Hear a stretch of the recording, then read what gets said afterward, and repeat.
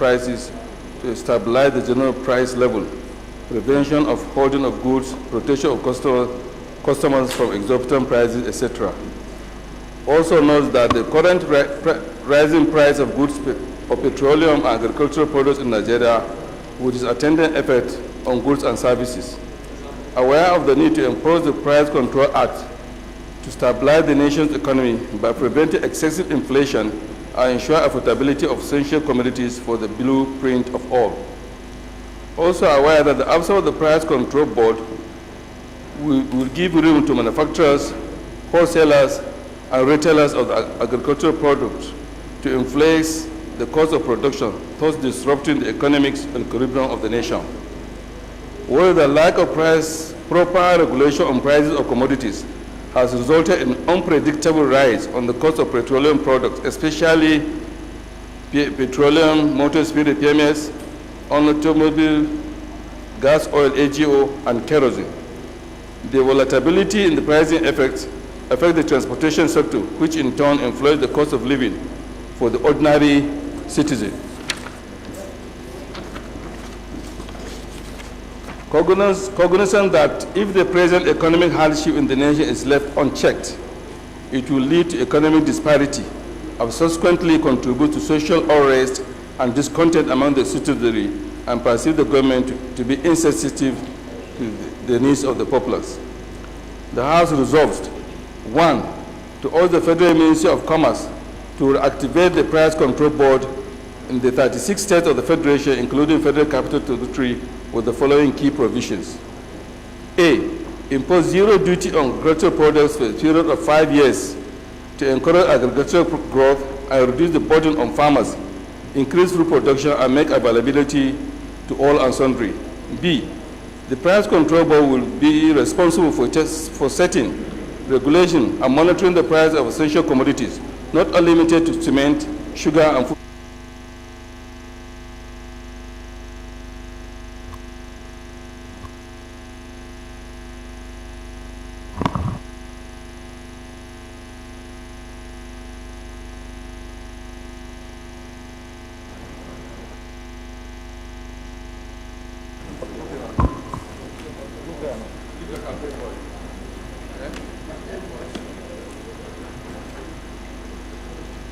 B, the Price Control Board will be responsible for setting, regulating, and monitoring the price of essential commodities, not only limited to cement, sugar, and food items, but to include agricultural, petroleum products, especially petroleum motor spirit, automotive gas oil, and kerosene, to ensure that manufacturers and farmers do not impose price arbitrarily. C, the board will oversee the price of petroleum products, including petroleum products comprising petroleum motor spirit, automotive gas, and kerosene. D, ensure zero VAT on petroleum products to directly reduce the cost of transportation and living standards. 2, mandate the Committee on Commerce to ensure compliance and report back within 4 days for further legislative action. I so move. Thank you. Any seconder to that motion?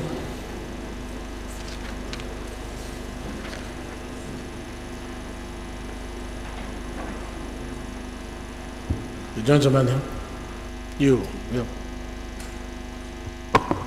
Thank you, Mr. Speaker. My honorable colleagues, my name is Honorable Kabiris Alaji, member representing the good people of La Galerie and Federal Constituency. Mr. Speaker, I am from Bauchi State. I rise the second motion of able moved by my honorable colleagues. I so second. Thank you, Mr. Speaker. Those in support of this motion say aye. Those against say nay. The ayes have it. Motion is referred to Committee on Commerce once fully constituted.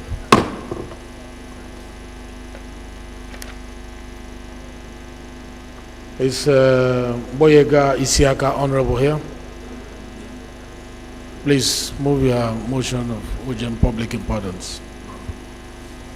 Thank you, Mr. Speaker. My name is Boyega Isiaka, representing the people of You are not Imekwa from Federal Constituency of Ogun State. I rise to seek the permission of this House to move to under Order 804 to move a motion of urgent national importance relating to one of my communities in my constituency. I so move, Mr. Speaker.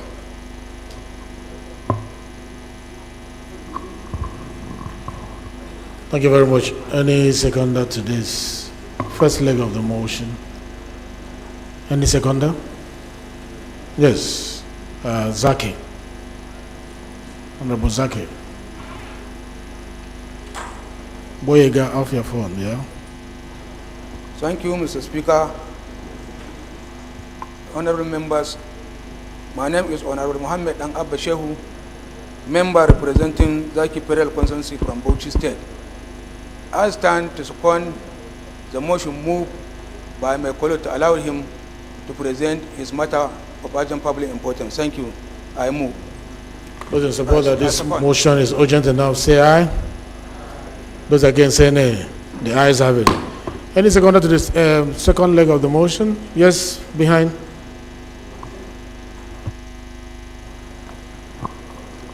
Thank you, Mr. Speaker, honorable colleagues.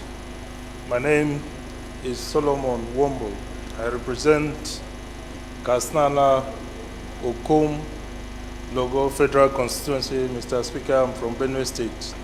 I stand to second the second leg of the motion that the motion is urgent enough to be heard now. I so second, Mr. Speaker, honorable colleagues. Thank you. Those in support that this motion is urgent enough to be heard now, say aye. Those against, say nay. The ayes have it. Honorable Boyega, please have the floor. Make it very brief, straight to the point. Thank you, Mr. Speaker. The motion is in respect of calling for urgent intervention by Inspector General of Police and other security agencies to intervene in the ordeal of Nigerians living in Igbokofi, a border town between Nigeria and Benin Republic. The House notes that Igbokofi is one of the communities in Yewa North local government. Typical of most communities in that area, the place is faced with extreme poor infrastructure, but great security challenges brought about by encroachment into the Nigerian territory by Beninian authorities and activities of child traffickers, kidnappers, suspected arms running, and such other transborder crimes. The House notes that there has been a long-standing border dispute between Nigeria and Benin Republic in the Igbokofi community, and as we speak, a Benin Republic police post is located in Nigerian land. Is still generating controversy. The House must be heard in silence, please. Let's speak in hushed tones if we must speak. The House further notes that since June 2022, the committee was being given security protection by Rapid Response Squad of Nigerian Immigration Service. The few men of Nigerian police posts in the community are completely unarmed and have to run for their lives when they sense danger. There are no security or paramilitary agents within the vicinity. Worried, however, that in July this year, the Rapid Response Squad of Nigerian Immigration Service have also been withdrawn by the management of Nigerian Immigration Service. Since then, there has been great threat to life and properties to the residents of Igbokofi and residents. Residents believe that arms and child trafficking through the area have evidently increased, and there are reliable information that attacks that threaten the international border demarcation even further may be in the offing.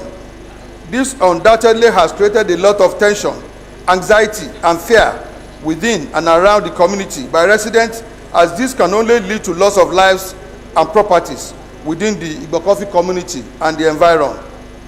The House therefore resolves as follows: that the Nigerian Police Force, the Nigerian Immigration Service, and other sister agencies to immediately restore fully armed security personnel in Igbokofi community, and also request that the Inspector General of Police or any designated senior police officer to visit the community with a view to carry out on-the-spot assessment of the security threat to effect necessary changes, and also mandate the Committees on Interior and Police Affairs to get these resolutions implemented. I so move, Mr. Speaker. Thank you. Any seconder to this motion? Let's hear from you, Honorable Chinedu Oga. Thank you, Right Honorable Speaker, honorable colleagues. I remain Right Honorable Comrade Chinedu Oga Owen, representing Ikwo Ezasa Federal Constituency. Mr. Speaker, I'm from Ebonyi State. Mr. Speaker, I rise to second the motion, able moved by my colleagues. I hereby second.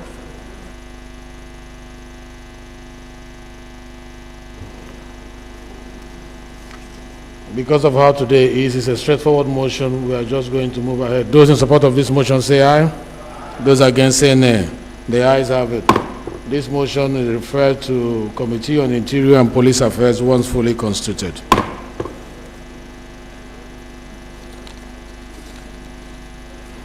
Honorable Tukura. Thank you very much, Mr. Speaker. I remain Honorable Kabir Ibrahim Tukura, representing the good people of Zuru, Fakai, Dankowasagu, and Sakaba Federal Constituency of Kebbi State. I rise this morning to seek the leave of the House to come under Order 8, Rule 4, to move a motion of urgent public importance. I so move. You're moving for us to waive our rule for you to take the third one. Any seconder to that? Yes, please. Thank you, Mr. Speaker, honorable colleagues. My name is Honorable Dixon Taki, OON. I represent Makodi Guma Federal Constituency. I'm from Benue State. I rise this morning to second the motion as heavily moved by my colleague from Kebbi State. I so second.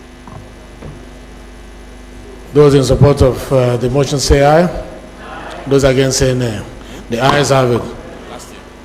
Those in support of his motion that it is urgent to be had, that is urgent enough, say aye. Those against say nay. The ayes have it. Please move on to lead the motion. Thank you, Mr. Speaker, honorable colleagues. I rise this morning to move a motion of urgent public importance to address security challenges in the Zuru, Fakai, Dankowasagu, and Sakaba Federal Constituency of Kebbi State. The House notes that Zuru, Fakai, Dankowasagu, and Sakaba Federal Constituency of Kebbi State has been plagued by a relentless wave of kidnappings, with incidents occurring in towns such as Bena, Wasagu, Ayu, Don Umaru, among many others. Further note that the Constitution of the Federal Republic of Nigeria and other federal and state laws are in tandem with the phrase, safety of the people is the supreme law of the land.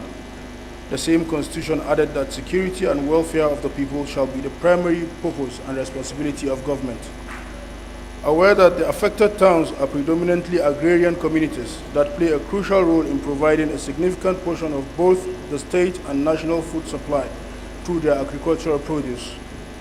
Further aware that kidnappings and banditry are significantly negatively impacting farming in the federal constituency, farmers are afraid to go to their farms for fear of being kidnapped or attacked by bandits.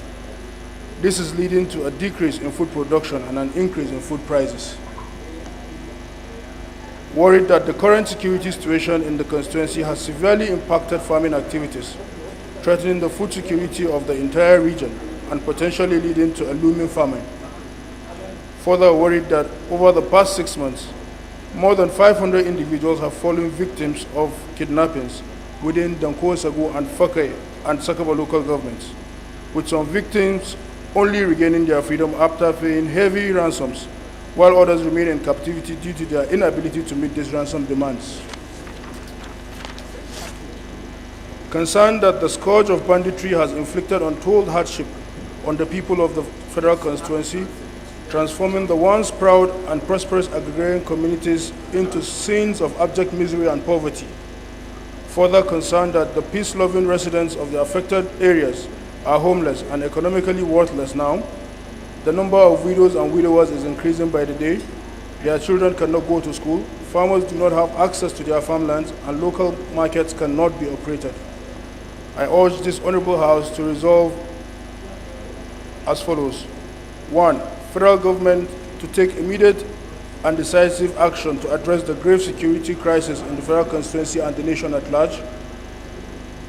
Establish a mobile police base in Wasagu within the Donko-Wasagu local government area to assist the local security formation to mitigate the impact of security challenges in the constituency. Mandate the National Emergency Management Agency, NEMA, to provide food items and other relief materials. Order, please. Let's reduce noise, please. Mandate the National Emergency Management Agency, NEMA, to provide food items and other relief materials to the thousands of internally displaced persons within the 4 local governments of the federal constituency. And lastly, to do anything which, in the opinion of the House, will assist in resolving the identified crisis. I so move. Another straightforward disaster-related motion. Any seconder to that? Honorable Maki. Thank you, Mr. Speaker, my honorable colleagues. Honorable Tukura, off your phone. I stand to second the motion heavily moved by Honorable Kabiru Tukura. I so second. Thank you, Mr. Speaker.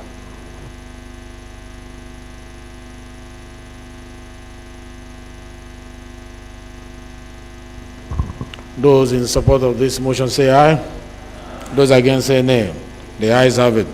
This motion is referred to Committee on NEMA once fully constituted. Honorable members, the first business of the day is presentation of 46 bills. And now I invite the clerk to read their short titles. Clerk. Right Honorable Speaker, honorable members. Federal Colleges of Education Act Amendment Bill 2023, first reading. Agricultural Research Council of Nigeria Act Amendment Bill 2023, first reading. Federal Medical Centers Act Amendment Bill 2023, first reading. National Rice Production Processing Research Institute, Igbemo, Ekiti State, Establishment Bill 2023, first reading. Federal College of Nursing and Midwifery, Ado Ekiti, Ekiti State, Establishment Bill 2023, first reading. Federal Institute of Vision and Optical Research, Erema, Ogba Egbema, Indoni, Rivers State, and Establishment Bill 2023, first reading. Federal College of Optometry, Odioku, Rivers State, Establishment Bill 2023, first reading. Federal Medical Centers Act Amendment Bill 2023, first reading. Federal College of Science and Health Technology, Mbu, Honorable members, Enugu State, Establishment Bill 2023, first reading. Federal University of Aviation Technology, Akonike, Enugu State, Establishment Bill 2023, first reading. National Commission for Technology Transfer, Promotion and Acquisition, Establishment Bill 2023, first reading. Federal Vocational and Skills Acquisition College, Yankaba, Kano State, Establishment Bill 2023, first reading. Federal Colleges of Education Act Amendment Bill 2023, first reading. Compulsory Free Universal Basic Education Act Amendment Bill 2023, first reading. Federal College of Entrepreneurship and Skill Acquisition, Mina, Niger State, Establishment Bill 2023, first reading. Honorable Gadi, where are you going? Federal University of Health Sciences, Kano Municipal, Kano State, Establishment Bill 2023, first reading. National Minimum Standards and Establishment of Institutions Act Amendment Bill 2023, first reading. National Center for Agricultural Mechanization Act, Repeal and Enactment Bill 2023, first reading. Nigerian Ports and Harbors Authority Bill 2023, first reading. National Assembly Budget and Research Office, NABRO, Establishment Bill 2023, first reading. National Artificial Intelligence and Robotic Sciences, Establishment Bill 2023, first reading. Electoral Act Amendment Bill 2023, first reading. Chartered Institute of Cooperative Professionals of Nigeria, Establishment Bill 2023, first reading.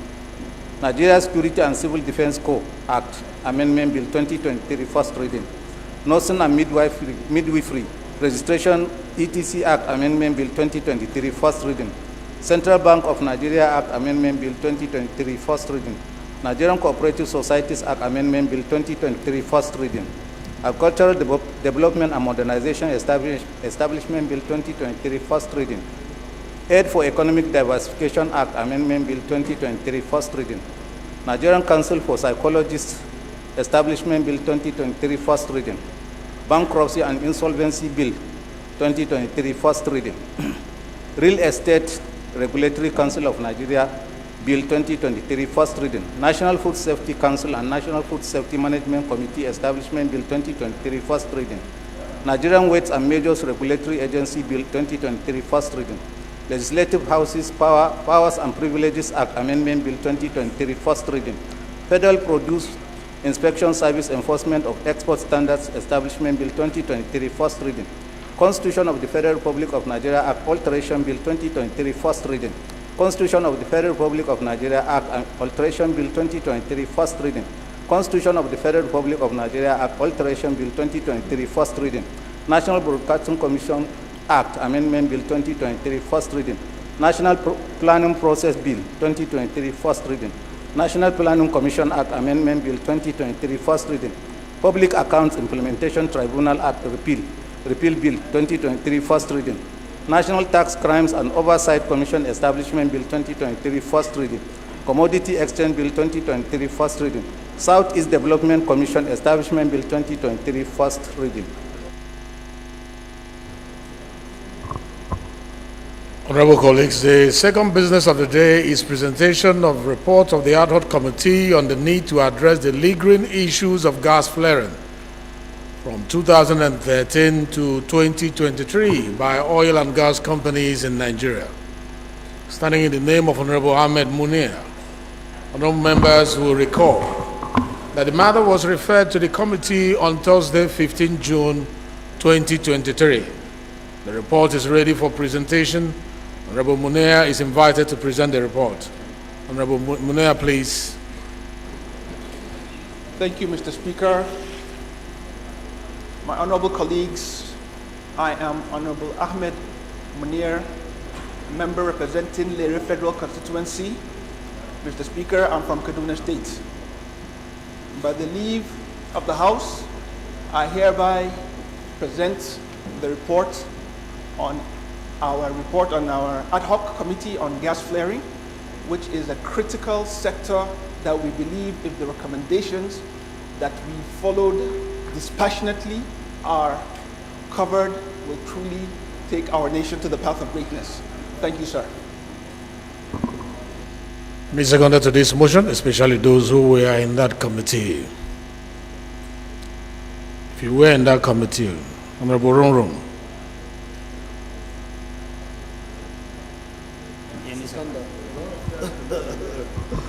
Munir, sit down, please. Thank you, Mr. Speaker. I remain Kabira Lasarurun. I represent Ranabunkura Kibe constituency and I'm a member of the ad hoc committee on gas flaring. I rise to second the motion as moved by our chairman, Honorable Manil. I so second, Mr. Speaker. Those in support of this motion say aye. Those against say nay. The ayes have it. Honorable Munir, please lay the report.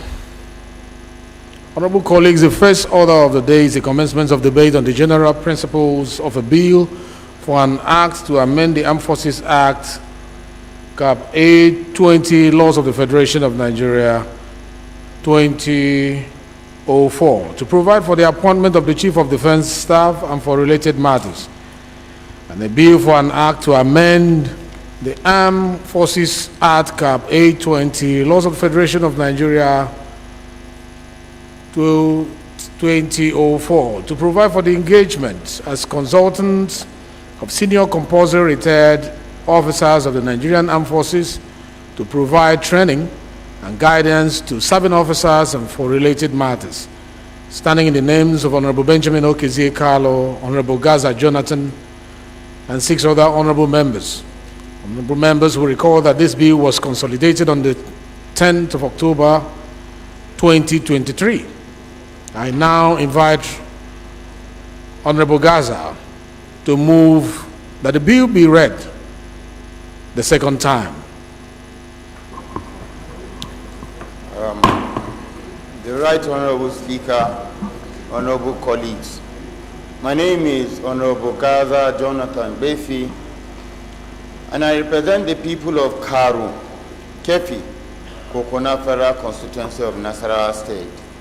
I rise to move a motion that a bill or consolidated bill of an act to amend the Armed Forces Act Cap A20 laws of the Federation of Nigeria, I beg your pardon, 2004, to provide for the appointment of the Chief of Defense Staff and for other related matters, 2023, and a bill for an act to amend the Armed Forces Act Cap A20 laws of the Federation of Nigeria 2004 to provide for the engagement as consultants of senior compulsory retired officers of the Nigerian Armed Forces to provide training and guidance to service officers and for related matters 2023 be read a second time.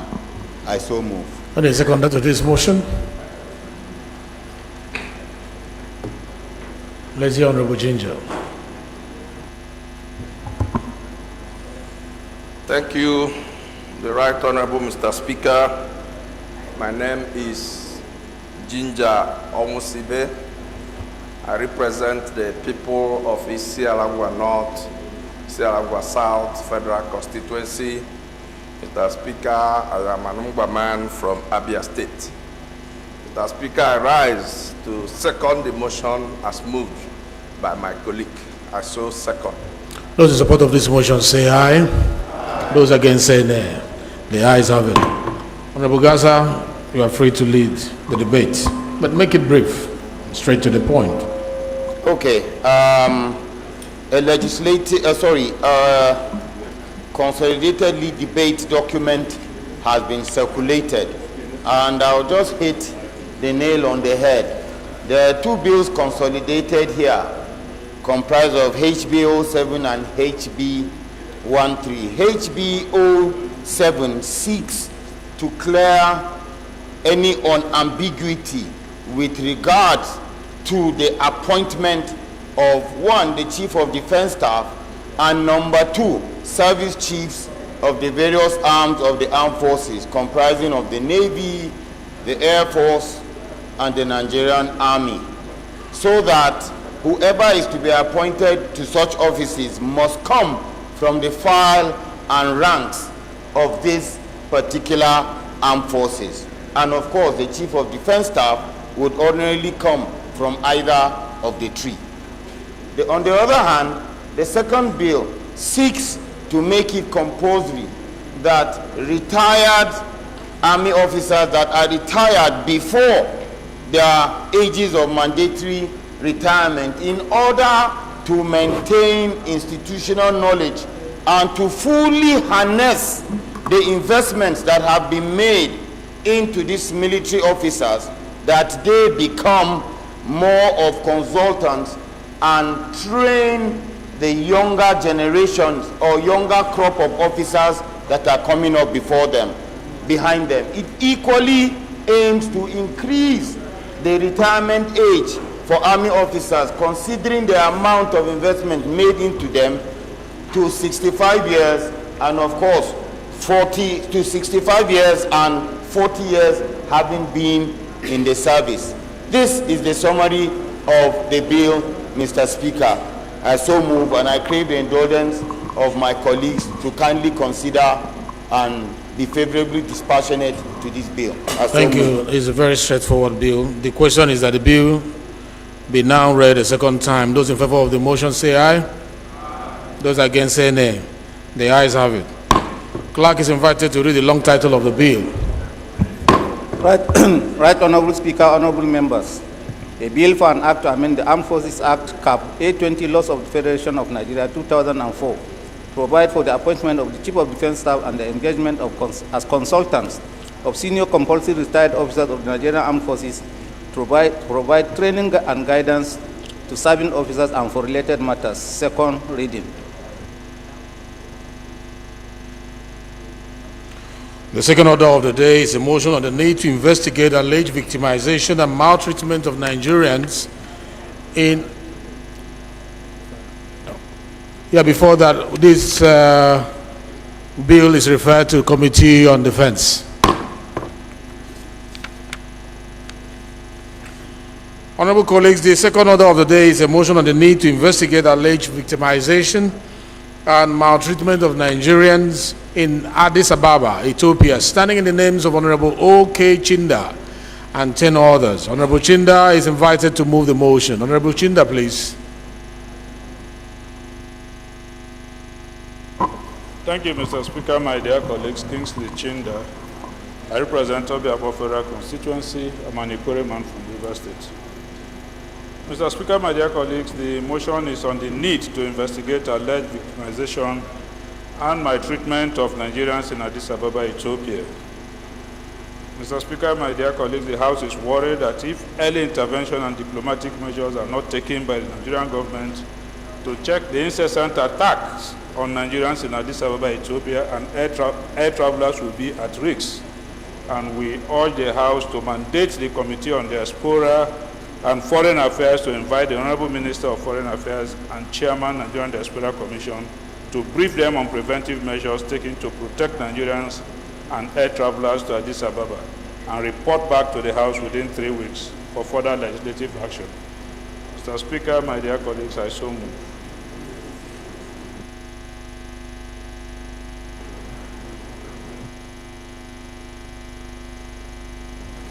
Any seconder to this? Yeah, Honorable Madaki. Mr. Speaker, my honorable colleagues, my name is Aliyu Sani Madaki, and I represent the Electoral constituency of Kano State. I stand to strongly support the motion as moved by the Minority House Leader, Honorable Kingsley Chinda. I so move. Amendment, Mr. Speaker.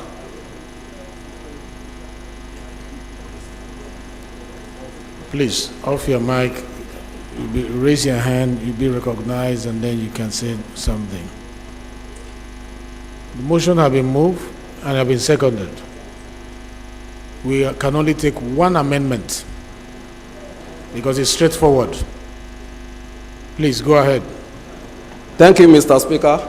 My name is Honorable Mudashiru Lukman, representing the good people of Iwuayi Direlolua Federal Constituency.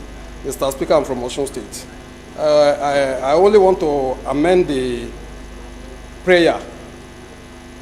I think it is better we include the Committee of Human Rights, because this issue is all about human rights. So that's just the amendment I want to make, Mr. Speaker. So engage me as a Committee on the Human Rights to engage with the relevant agency to ensure compliance too as well, because it is the violation of human rights. Thank you, Mr. Speaker. Any seconder to that?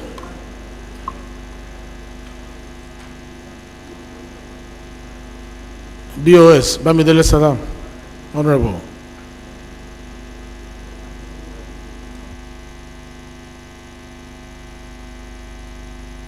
Thank you, Mr. Speaker. Bamidele Salam, at the north, at the south, Egbedore, Jibo Federal Constituency of Osun State. Mr. Speaker, I want to second the amendment ably moved by my colleague. I so second, Mr. Speaker. Those in support of the amendment say aye. Those against say nay. The ayes have it. Those in support of the amendment of the motion as amended say aye. Those against say nay. The ayes have it. This motion is referred to Committee on Diaspora, Committee on Foreign Affairs, and Committee on Human Rights once fully constituted. Honorable colleagues, the third order of the day is a motion on the commemoration of the 2023 International Day of the Girl Child, invest in girls' rights. Our leadership, our well-being, standing in the name of Honorable Kafilat Obara. Honorable Obara is invited to move the motion. Honorable Obara, please. Good morning, Mr. Speaker, respected colleagues. I rise this morning for and on behalf of my constituents in Koshofe Federal Constituency in Lagos State, the Center of Excellence. I am still Kafilat Obara. Commemoration of the 2023 International Day of the Girl Child. Invest in girls' rights, our leadership, our well-being. The House notes that 11th of October every year is globally celebrated as International Day of the Girl Child. And this year's theme is Invest in Girls' Rights, Our Leadership, Our Well-Being. It provides a platform for the global community to understand the disadvantages of the girl child that she faces in life. The House also notes that International Day of the Girl Child is a day adopted by the United Nations to remind young girls of their uniqueness, strength, and prowess. It is a day set aside to address issues such as early or girl-child marriage, violence against girls, rape, child molestation, education deprivation, and all other issues faced by girls. The House is aware that the International Day of the Girl Child acknowledges the importance, power, and potential of the girls around the world by spotlighting other issues such as poor learning opportunities, discrimination, tackling issues posed by stereotypes, and exclusion of children with disabilities and others living in marginalized communities. The House is aware that girls have the right to a safe, educated, and healthy life. Investing in girls' leadership includes creating space and platforms for girls to raise their voices at every level of policy making. The House is aware that in most countries, patriarchy and power dynamics affords boys comparative advantages compared to girls in most domains.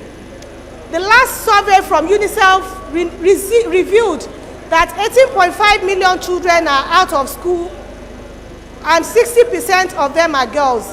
As a result of this, girls are left behind across multiple dimensions. The House is worried that high number of out-of-school girls. She is protected, please. Thank you, Mr. Speaker. This is about our children. You people our should children, not. our future. Excuse me, honourable member. We should allow her to speak. She's well protected.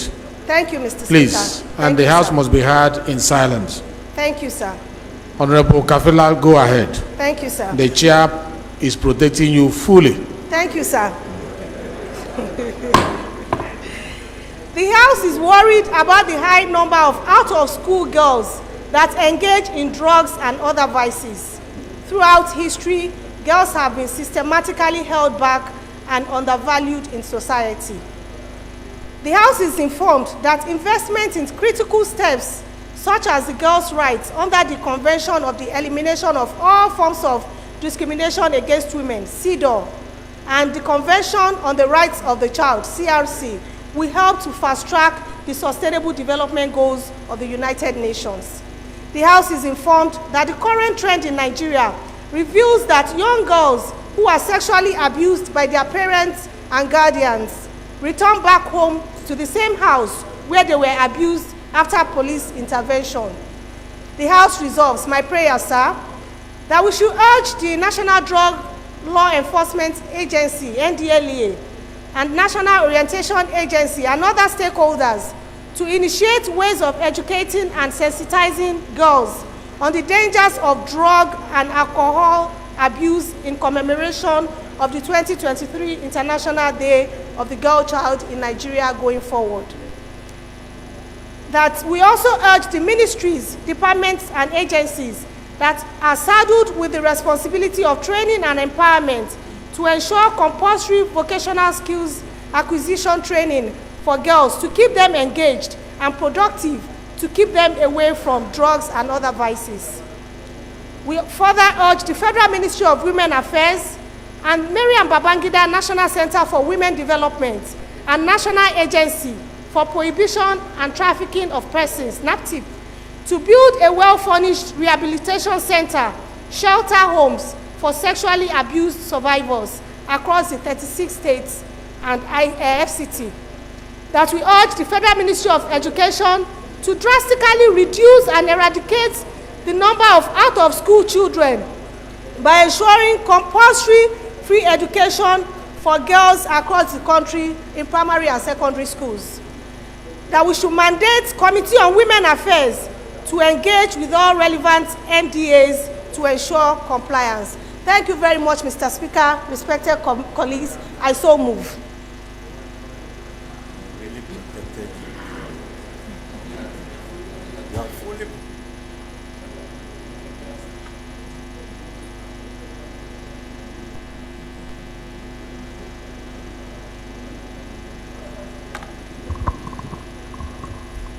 I now saw what the members saw and they were asking for prayers. Well done, Honorable Kafila. Any seconder to this? This is a girl child supporting Parliament, and that is impressive. I am going. Yes, sir. Behind Dr. Adebayo. Just behind you.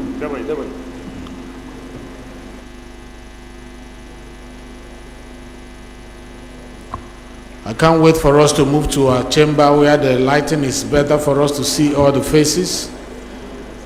I hope FCDA is pushing it as fast as possible for us to return to our chamber. Mr. Speaker, my name is Abdullahi Balarabe Dabai.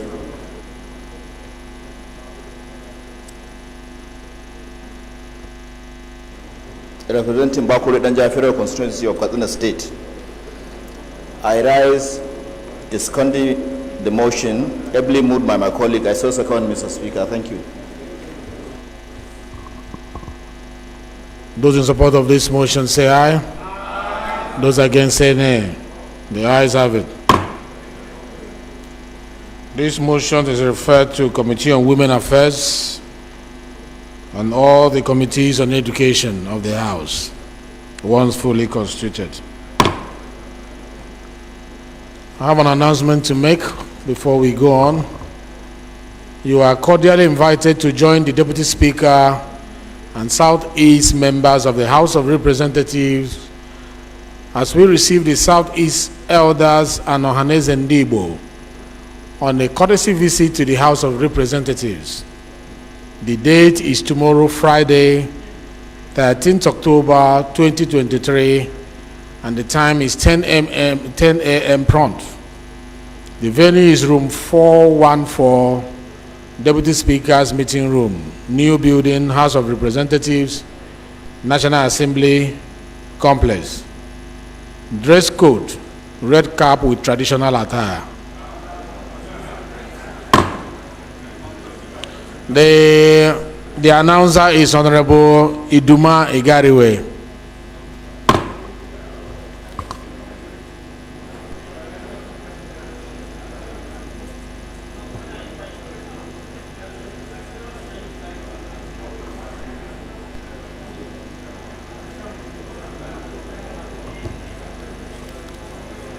Honorable colleagues, the fourth order of the day is a motion on need to replace damaged concrete electric poles in Guka, Aviri, Gavin Gumi, and Makama, and connect neighboring communities in Zaki federal constituencies of Bauchi State to the national grid.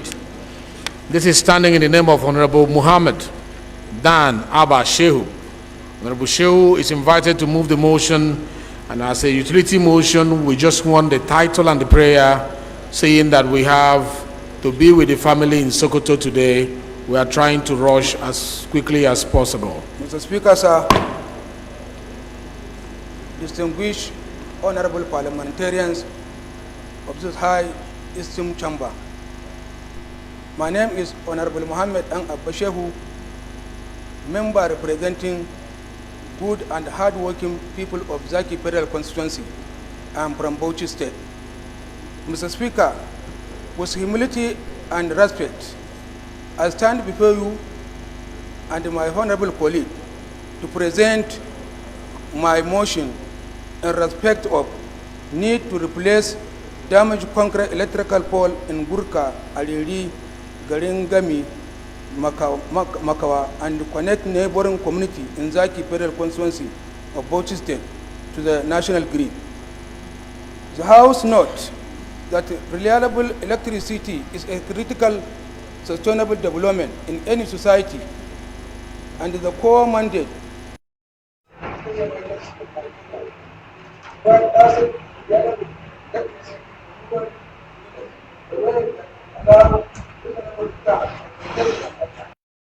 tariff that is economically responsive and supportive of the average rural customers.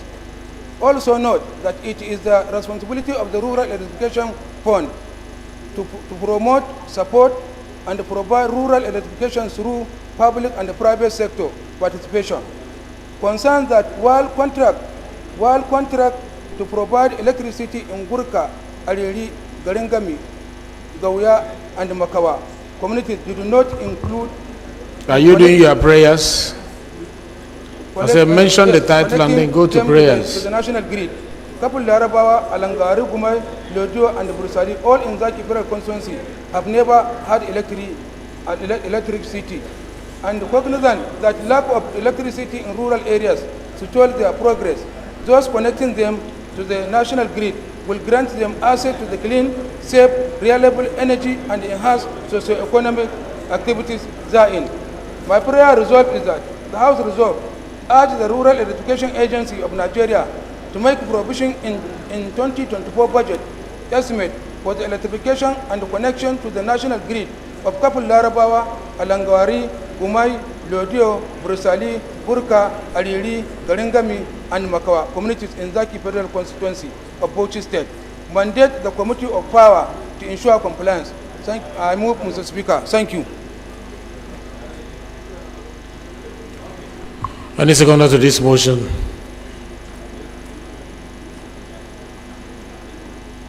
Let's have Honorable Ibe. My name is Ibe Okwarosoma, and I represent the very prosperous people of Abuja Federal Constituency. Honorable Chair, Honorable Speaker, I rise to second the motion to provide electric poles ably moved by my honorable colleague. I so second.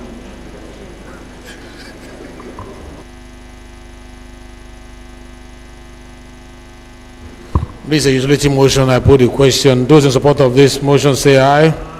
Those against say nay. The ayes have it. This motion is referred to the Committee on Power once fully constituted. The fifth order of the day is a motion on the employment of corps members who were victims of election violence into the civil service or independent National Electoral Commission, standing in the name of Honorable Emmanuel Okbong Udo. Honorable Okbong Udo is invited to move the motion. Please, the title and then go to the prayers. It's on notice, we can read it.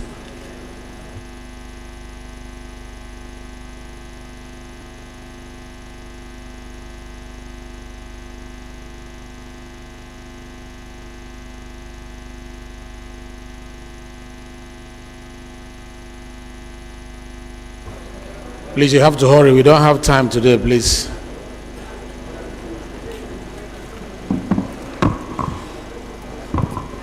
Thank you, Right Honorable Speaker, my respected colleagues. Dr. Emmanuel Ukpongudo is my name. I come from Akwa Ibom State. I represent the current federal constituency. Mr. Speaker, the House must be heard in silence, please. Mr. Speaker, I rise this afternoon to move this motion, and because of time, I will just take paragraph 1 and I'll go straight to the prayers. The House notes that the Independent National Electoral Commission held the Presidential and National Assembly elections on February 25, 2023, followed by the Governorship and House of Assembly elections on March 11, 2023 and April 15 for supplementary elections. Also notes that the Independent National Electoral Commission co-opted over 200,000 with corpers as ad hoc staff to assist in the administration of these elections, thus constituting approximately 80% of the INEC ad hoc staff. I move to the prayers now, Mr. Speaker. The House resolves to urge the National Youth Service Corps, NYC, and the Independent National Electoral Commission, INEC, to produce a comprehensive list of corps members that participated in the last 2023 elections and are victims of election violence. The House also urged the Federal Character Commission and the Federal Civil Service Commission to review and subsequently consider employing victims of election violence into public service of the Federation. And the House also mandates the Committees on Federal Character, Public Service and Electoral Matters to ensure compliance. Right Honorable Speaker, my respected colleagues, I so move. Any seconder to this motion?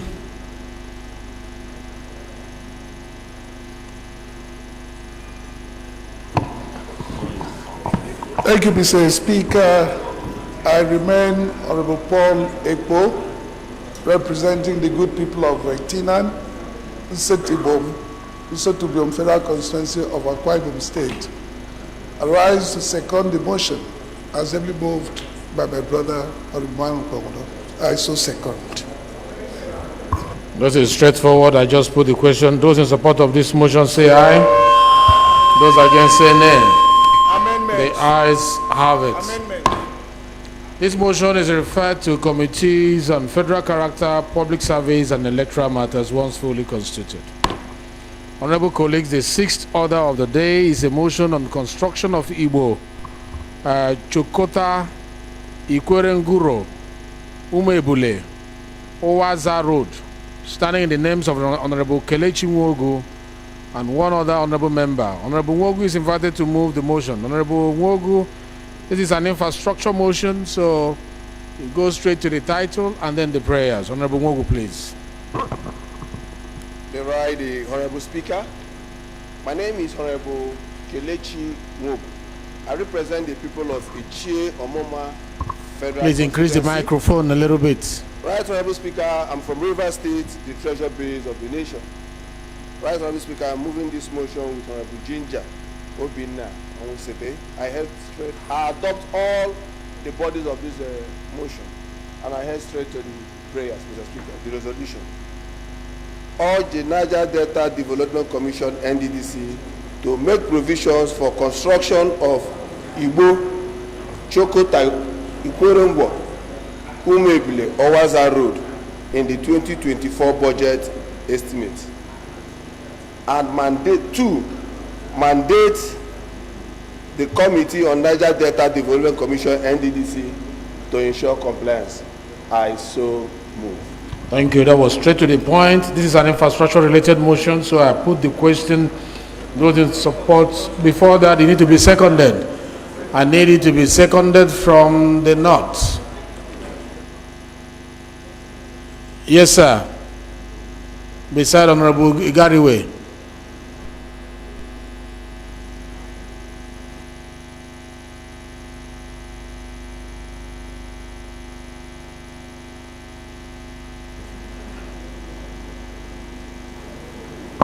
Mr. Speaker, honorable colleagues, I remain Honorable Major Rabiu Garba Kamba, retired, representing the good people of Ariwad, and as to second this motion, moved by my colleague, as well second. Thank you very much. As an infrastructure-related motion, I put the question. Those in support of this motion say aye. Those against say nay. The ayes have it. The motion is referred to the Committee on Niger Delta Development Commission once fully constituted. The seventh order of the day is a motion on revitalization of the biomass ethane project abandoned by the Nigerian National Petroleum Company, NNPCL, in Benue State, standing in the name of Honorable Sekav Zoa Iyotiom. Honorable Iyotiom is invited to move the motion. Thank you, Mr. Speaker. Honorable colleagues, Please, the title and the prayers. It's an infrastructure motion, if you don't mind. I'm Sekab Zuayotiom, representing the good people of Buruku Federal Constituency of Benue State. Mr. Speaker, I rise this afternoon to move a motion on the need for revitalization of the biomass ethanol project abandoned by the NNPC Limited, Nigerian National Petroleum Company in Benue State. Mr. Speaker, the House resolved to 1, urge the Nigerian National Petroleum Corporation Limited to revitalize the project and return to its original location per the MOU between the Nigerian National Petroleum Corporation Limited and the Benue State government. 2, mandate the Committee on Downstream Petroleum to invite the Nigerian National Petroleum Corporation Limited to ascertain why the project was abandoned and the need for it to be revitalize. And 3, Mr. Speaker, also mandate the Committee on Legislative Compliance to ensure compliance. Mr. Speaker, members, I so move. Any seconder to this? Yes, sir. Dr. Debeo.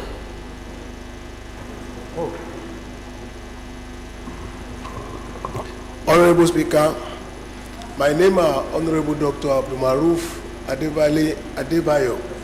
I stand on the free mandate given by the people of Irekpotun, Orolu, Oloruda, and Osogbo Federal Constituency. I'm from Osun State. I rise to second the motion ably moved by my honorable colleagues. I so second.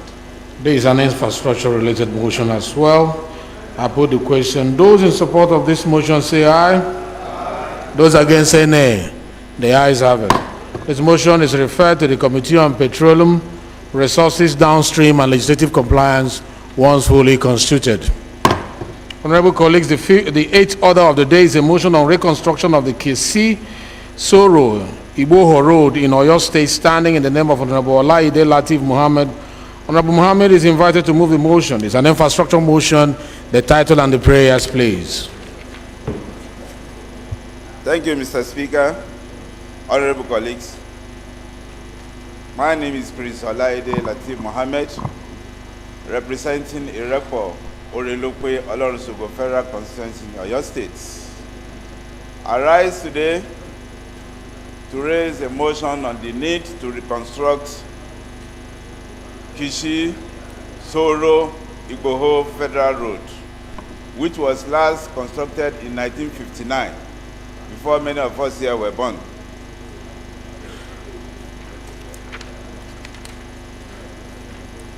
The House resolves to urge the Federal Ministry of Works to commence the design for the road and award the construction of the Kisi-Soro Igboho Road in Oyo State to enhance economic growth in Nigeria.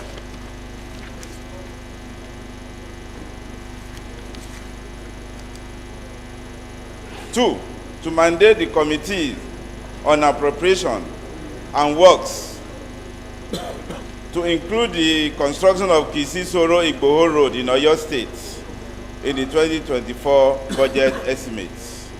And finally, to mandate the Committee on Works to ensure compliance. Thank you, Mr. Speaker. I so move. Thank you very much. It's an infrastructure-related motion, and I must say this: most of the motions today are infrastructure-related, and we will not entertain amendments. If you want to move a motion, prepare a motion and bring before us. It's not when another person has finished doing his research and laboring to prepare his motion, you want to come and be adding to it. So go and prepare a motion. We'll give you audience. So I just want to put that out. For some of you who are expecting to amend and amend, today may not be so conducive for such amendment. Architect. Thank you very much, Honorable Speaker, honorable colleagues. My name is Architect Austin Asima Achado. I represent the good people of Gwe East and Gwe West Federal Constituency of Benin State. I rise to second the motion as ably moved by our colleague. Thank you, Honorable Speaker. It's an infrastructure-related motion. Those in support of this motion say aye. Aye. Those against say nay. The ayes have it. This motion is referred to the Committee on Works once fully constituted.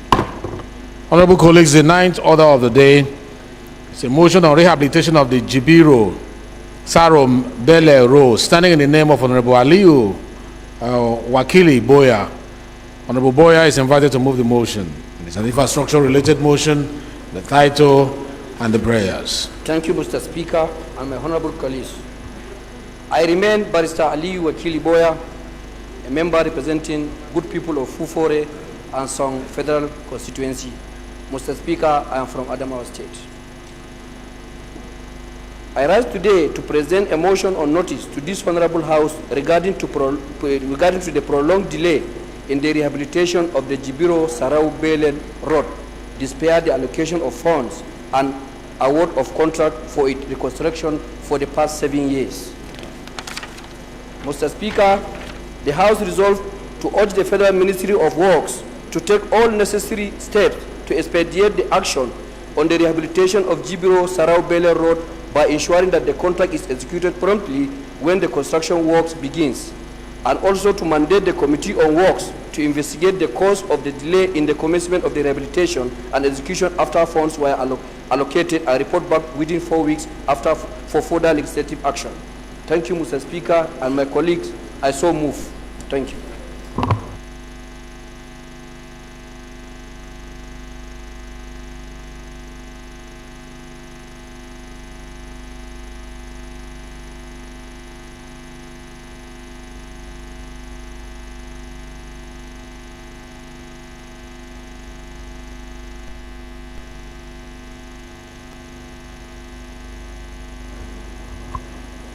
This motion needs to be seconded.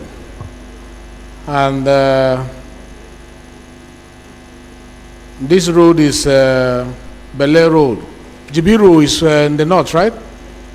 So the seconder must come from the south. Let's have Chief. Thank you, Mr. Speaker. I remain Chief Dr. Billy Famous Adesuwa Osawaru, representing the good people of Orion Federal Constituency. Mr. Speaker, I'm a proud Benin chief from Edo State. Mr. Speaker, I rise to second the motion ably moved by my colleague, Honorable Aliyu Wakili Boya. I so second, Mr. Speaker.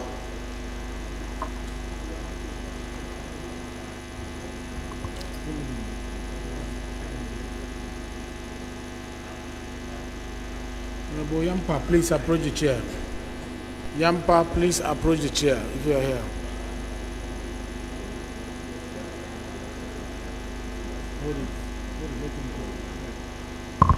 Those in support of this motion say aye. Aye. Those against say no. The ayes have it. Please, an infrastructure motion, and it is going to Committee on Works once fully constituted.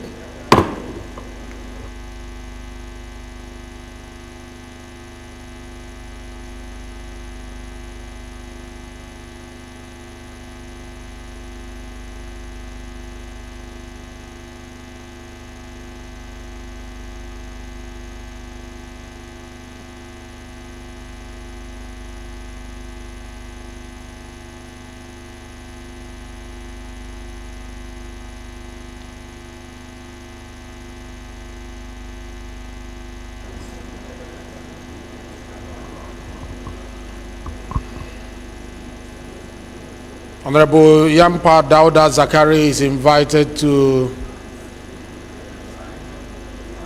address us on the 10th order of the day. Honorable Yampa, please.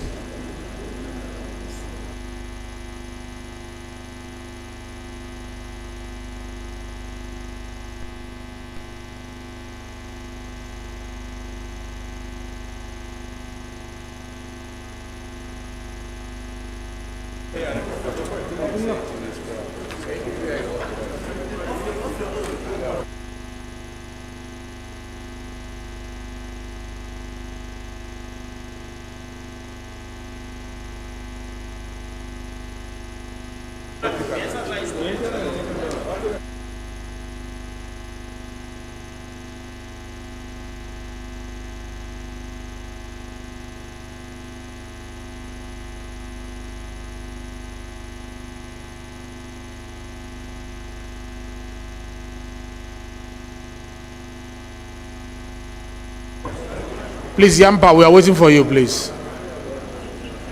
Yampa.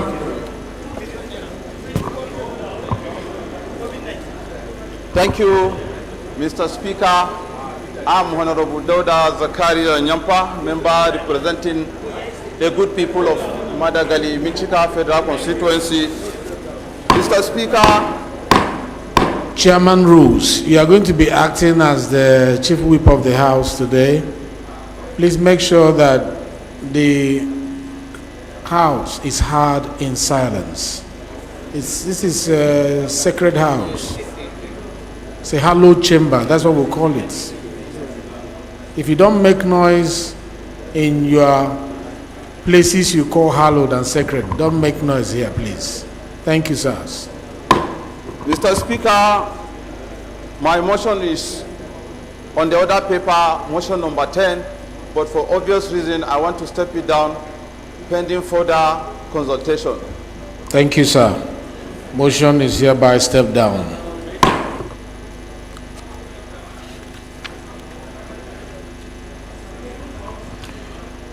Honorable colleagues, the 11th order of the day, the 11th order of the day is a motion. Honorable members, order. Mr. Speaker is addressing the House. The 11th order of the day is a motion on flooding in Wudil, local government area of Kano State, standing in the name of Honorable Abdul Hakim Kamilu Ado. Honorable Ado is invited to move the motion. Thank you, Mr. Speaker. Honorable Ado is invited to move the motion. Thank you, Mr. Speaker. Respected members of the House, my name is Abdul Hakim Kamilu Ado, member representing Wudil Garko Federal Constituency, Kano State. Mr. Speaker, I will urge to read the last section of this motion and then to the prayers. That the House also concern the flooding, which has defied various interventions by individuals and private organizations. Honorable members, please, let's listen in silence. Thank you. Has destroyed most of the buildings in the Aliko Dangote University of Science and Technology, Wudil. It's a disaster motion, the title and the prayers, Honorable. Thus the students, Mr. Speaker, are unable to continue in their various academic pursuits. Now the prayers. The House resolves to urge the National Emergency Management Agency, NEMA, to provide relief materials to the victims of flooding in Wudil local government area of Kano State.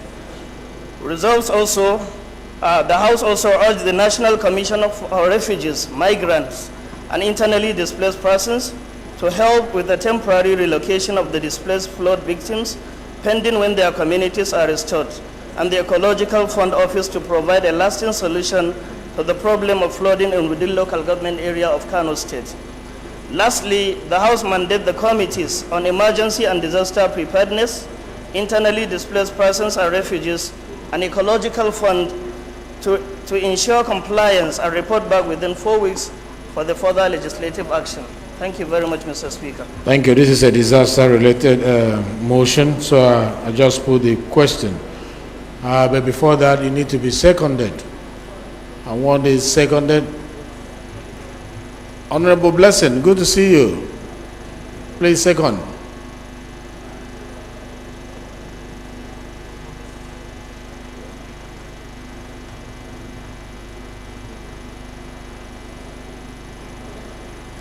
Thank you very much, Amidu, Mr. Speaker. My name remains Blessing Onyeche Onu, and I represent the good people of Otukpo Ohimini Federal Constituency. I am from Benue State, and I rise to second the motion ably moved by my honorable colleague. I so second. So disaster-related motion, I just put the question. Those in favor of this motion say aye. Those against say nay. The ayes have it. The motion is referred to a Committee on Emergency and Disaster Preparedness, Internally Displaced Persons and Refugees, and Ecological Fund, once fully constituted.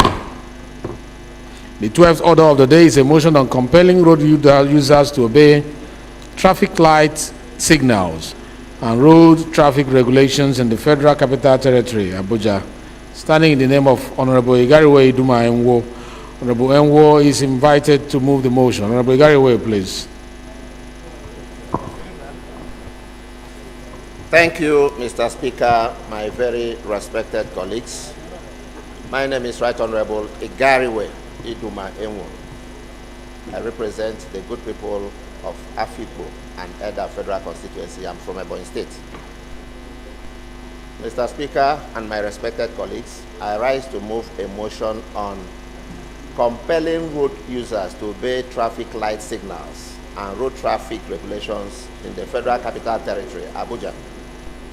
Mr. Speaker, the House notes that traffic control lights are signaling devices placed at road intersections, pedestrian crossings, and other locations to control vehicular and pedestrian traffic and are designed to regulate the flow of traffic and prevent accidents. Mr. Speaker, concerned that rather than regulate the flow of traffic and prevent accidents, motorists in the Federal Capital Territory, by commission or omission, constitute hazard to other road users by refusing or neglecting to obey traffic signs, and particularly the amber, red, and green signs displayed on the traffic control lights. Mr. Speaker also knows that the greatest violators of the traffic control light signals are so-called VIP vehicles, bullion vans, motorcyclists, dispatch riders, tricyclists, and taxi cab vehicles. Concerned that data published by the National Bureau of Statistics shows that the Federal Capital Territory, Abuja, currently has the highest incidence of car crashes in Nigeria. Mr. Speaker, aware that in most jurisdictions, technology is deployed to track and arrest violators of traffic rules and regulations. Mr. Speaker, we resolve as follows. 1, we urge the Road Safety Commission to exercise their powers under the Federal Road Safety Commission Act 2007 and arrest and prosecute persons who run against traffic light signals and violate other road traffic regulations in the FCT. 2, we also urge the Federal Capital Territory Administration to deploy technology that will track and arrest violators of traffic rules and regulations in the FCT. Thirdly and finally, Mr. Speaker, to mandate the Committee on Federal Road Safety Commission and the Federal Capital Territory to ensure compliance. I so move, Mr. Speaker.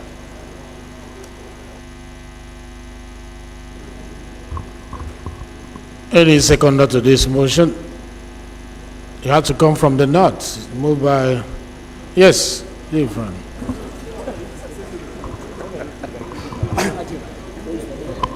Right Honorable Speaker, my dear colleagues, my name is Honorable Umar Ajilo. Honorable Balami, please approach the chair. Balami. Honorable Balami. Representing a very good people of Makarpikudan Federal Wait, my brother. Honorable Balami, are you here? Yes, Approach the chair. Yes. Approach the chair.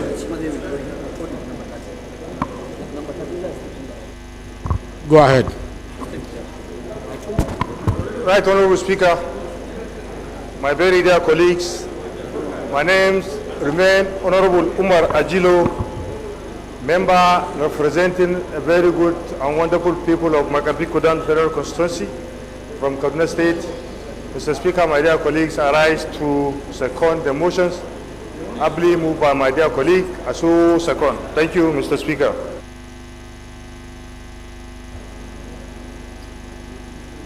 Those in support of the motion say aye.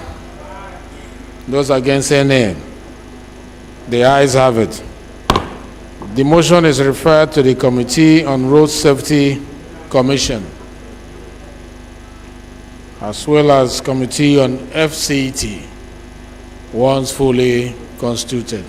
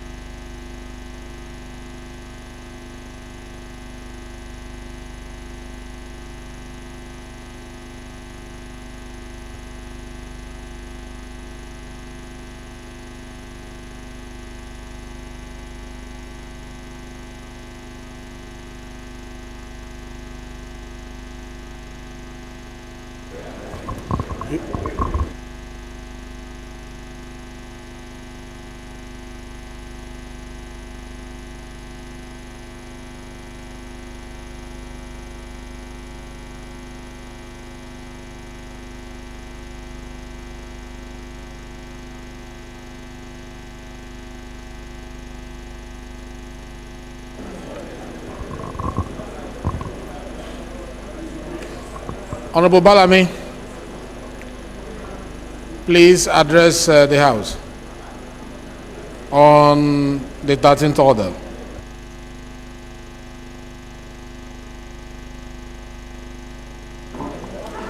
Right Honorable Speaker, distinguished colleagues,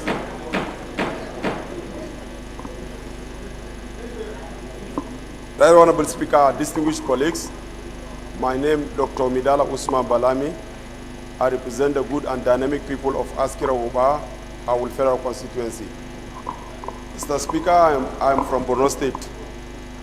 Mr. Speaker, I stand this morning to step this motion down for further legislative engagement so that we can bring it back. Thank you. Motion is hereby stepped down.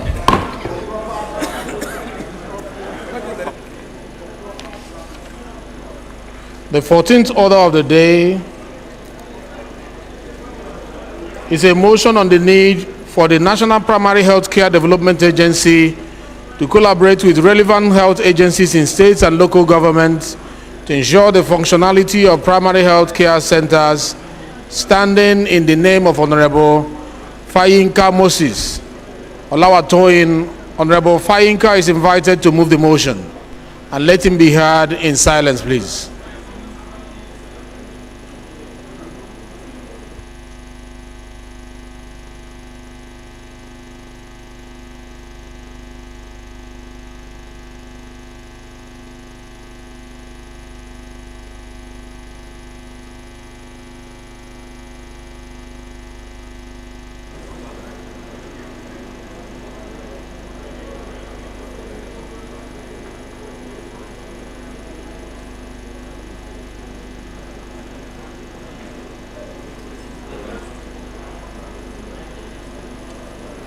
Move to another seat so that you can, let's not waste time.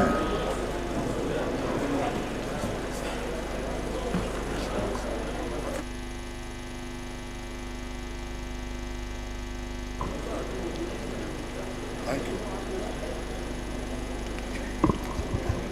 Mr. Speaker, good morning. Please move to your title and your prayers. We've already lost some time while you're looking for a microphone.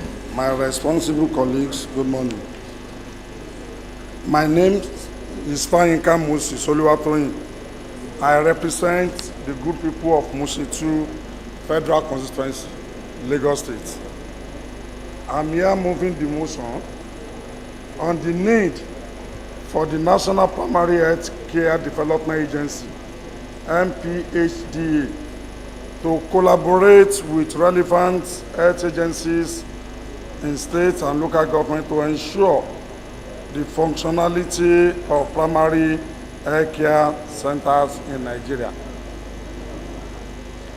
Note that Nigeria is the largest economy in Africa. Please go to your prayers. The House resolves to urge the federal government to declare a state of emergency in the health sector and allocate significant funds to it in the 2024 budget estimates.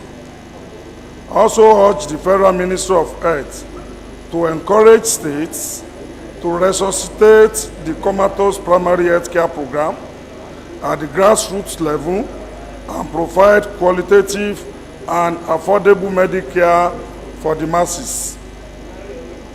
Further urge the Federal Ministry of Health, in collaboration with state ministries, local government and other stakeholders, to establish a task force to eradicate medical malpractice, particularly in the rural areas, and furnish the Committee on Health Care Services with the summary report in evaluating the standard of primary health care centers from 2016 to 2022.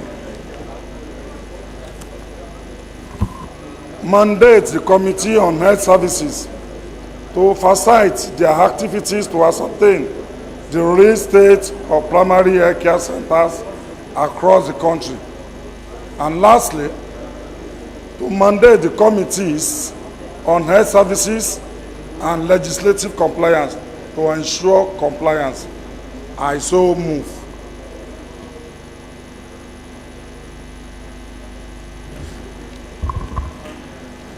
We need a seconder directly behind him, sir. Thank you very much, Right Honorable Speaker. My name is Salisu Yusuf Majigiri. I represent Mashidusi Federal Constituency. Mr. Speaker, I'm from Katsina State. I rise to second the motion as ably moved by my dear colleague, Honorable Yunka Moses. I so second, Mr. Speaker. Thank you. It's an infrastructure-related motion. So I put the question. Those in support of this motion say aye. Those against say nay. The ayes have it. The motion is referred to committees on health care services and legislative compliance once fully constituted.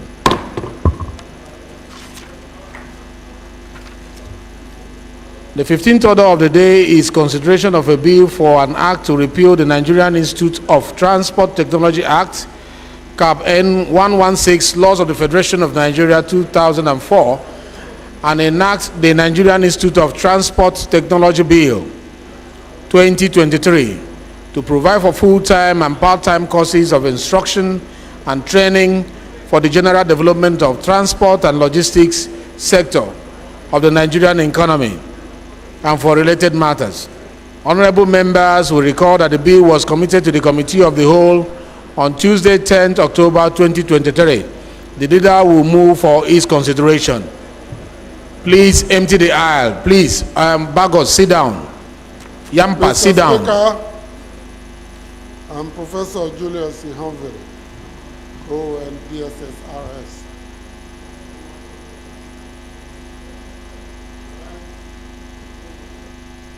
Consider the following reports. A bill for an act to repeal the Nigerian Institute of Transport Technology Act, Cap N116, Laws of the Federation of Nigeria 2004, and enact the Nigerian Institute of Transport Technology Bill 2023 to provide for full-time and part-time courses of instruction and training for the general development of transport and logistics sector of the Nigerian economy and for related matters, HB 500. Mr. Speaker, let me use the opportunity to also request that the House do consider a bill for an act to repeal the Administration of Criminal Justice Act 2015 and enact the Administration of Criminal Justice Bill 2023 to, among other things, provide for establishment of Administration of Criminal Justice Monitoring Council for effective and efficient administration of justice in Nigeria, HB 214. Mr. Speaker, similarly, a bill for an act to repeal the Audit Ordinance of 1956 and enact the Federal Audit Service Bill 2023 to establish Federal Audit Service, provide additional powers and functions of the Auditor General for the Federation, establish Federal Audit Board, and for related matters, HB 98. And last but not the least, a bill for an act to establish Nigerian Peace Corps to facilitate peace, volunteerism, community services, neighborhood watch, and nation building, and for related matters, HB 309 and 482, and for related matters, HB 98. I so move, Mr. Speaker. Minority Leader, please second the 15th order, the motion on the 15th order, 16th order, 17th order, and 18th order in Syria too. Mr. Speaker, my dear colleagues, I rise to second the motion that the House do resolve into a committee of the whole to consider HB 500, HB 214, HB 98, and HB 309 and 482, respectively. I so second. Those in support of this motion say aye. Those against say nay. The ayes have it. House Leader, move that the House do resolve into the committee of the whole to consider the bills. Mr. Speaker, I rise to move that the House do resolve itself into committee of the whole, and so move. Minority Leader. Mr. Speaker, my dear colleagues, I rise to second the motion as moved by the majority leader. I so second.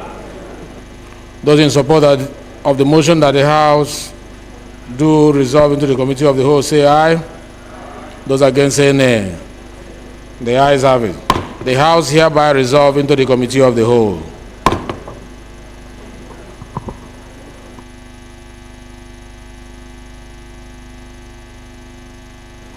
Order, please.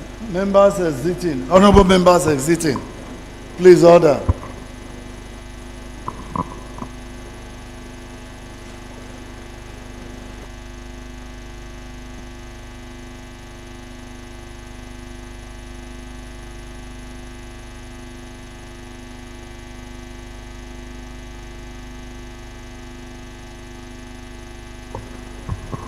Honorable colleagues, the first bill to be considered is for an act to repeal the Nigerian Institute of Transport Technology Act, N116, Law of Federation of Nigeria, 2004, and enact the Nigerian Institute of Transportation Technology Bill 2023 to provide for full-time and part-time courses of instruction and training for the general development of transport and logistics sector of the Nigerian economy and for related matters. I invite the leader to give the synopsis of the bill. Leader. Mr. Chairman, I'm Julius Ihonvere, and I'm from Edo State. This bill for an act to repeal the Nigerian Institute of Transport Technology and enact the Nigerian Institute of Transport Technology Bill 2023 to provide full and part-time courses. Essentially, the bill is straightforward, Mr. Chairman. As you know, we do not need a lot of story to know that our transport system in Nigeria is chaotic, not dependable, not properly managed, and it's not surprising that again and again companies emerge and disappear. The purpose of this bill is to establish a structure that will provide specialized services and support to this sector by establishing a transport intelligence center, specialized management of the sector, technical training, access to modern and contemporary technology, understanding road management, and the full professionalization of the transport sector. Mr. Chairman, we know it will take time to build the skills and competencies we need, but if this bill is approved by a respectable House, it means I would have taken the first major step to establishing a whole new culture, a whole new environment and pedestrian for refocusing and redirecting the transport sector in Nigeria in the interest of our people. Thank you, Mr. Chairman. Thank you. The question is that the clauses 1 to 30, 33 stand part of the bill for this wonderful bill that was sponsored by the Speaker of the House of Representatives. So we go. Our idea is to be here, to be out of here in the next 1 hour. So I want your cooperation, and for you to pay attention. We need to leave here in the next 1 hour because we need to pay condolence visit to the family that lost a member in Sokoto State. So I need your cooperation. Clause 1, Clause 2, Clause 3, Clause 4, Clause 5, Clause 6, Clause 7, Clause 8, Clause 9, Clause 10, Clause 11, 11 to 20,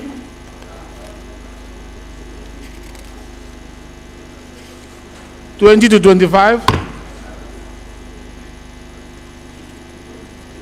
25 to 30, 31, 32, 33, schedule, explanatory memorandum,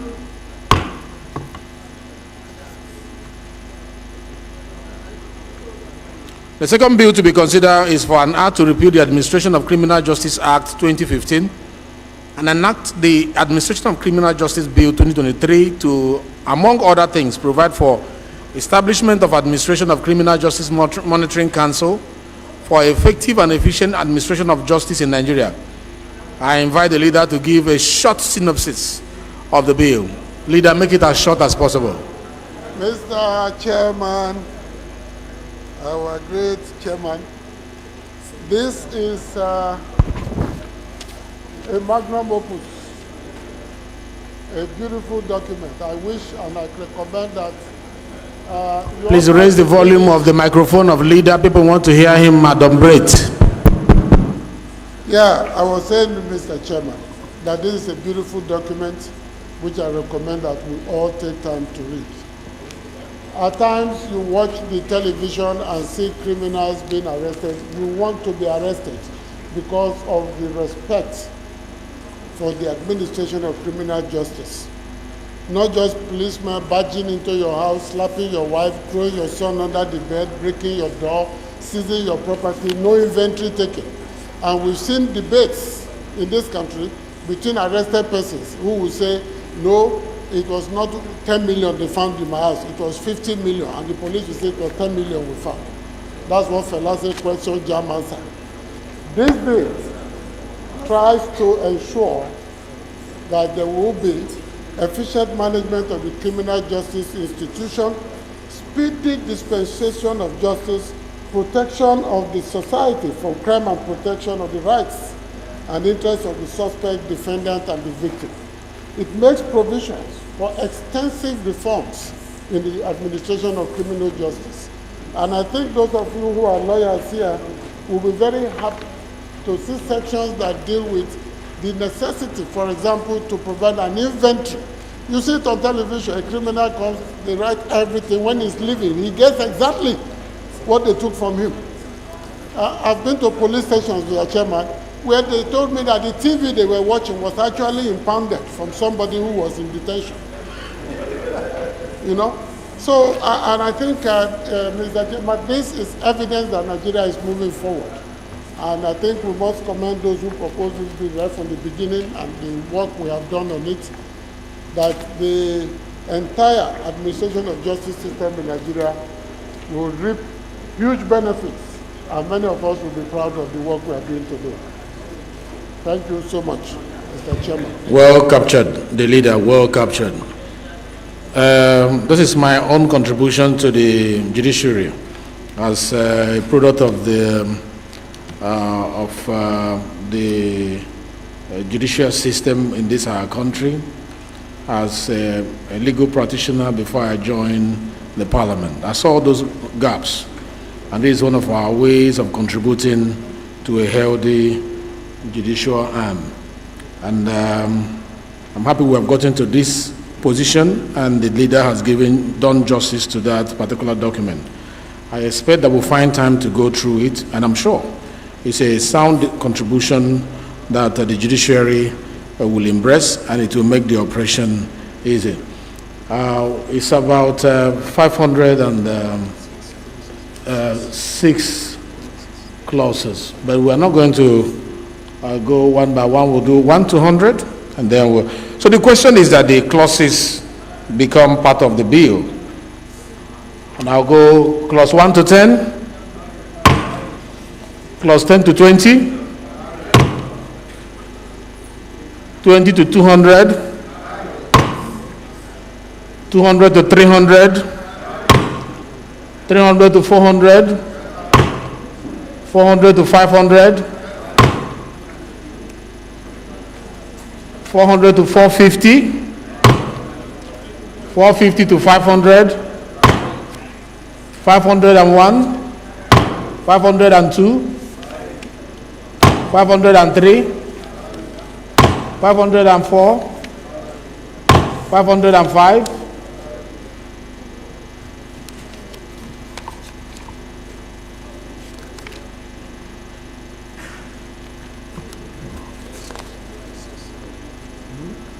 506, citation, shadow,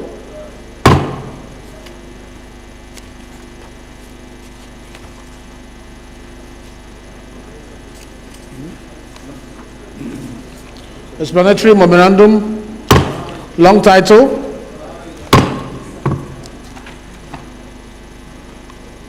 The third bill to be considered is for an act to repeal the Audit Ordinance of 1956 and enact the Federal Audit Service Bill 2023 to establish Federal Audit Service, provide additional powers and functions of the Auditor General for the Federation, establish Federal Audit Board, and for related matters. I invite the leader to give the synopsis of the bill. Leader, please. Mr. Chairman, thank you for calling on me again to give a synopsis. This bill essentially is to repeal the Audit Ordinance of 1956.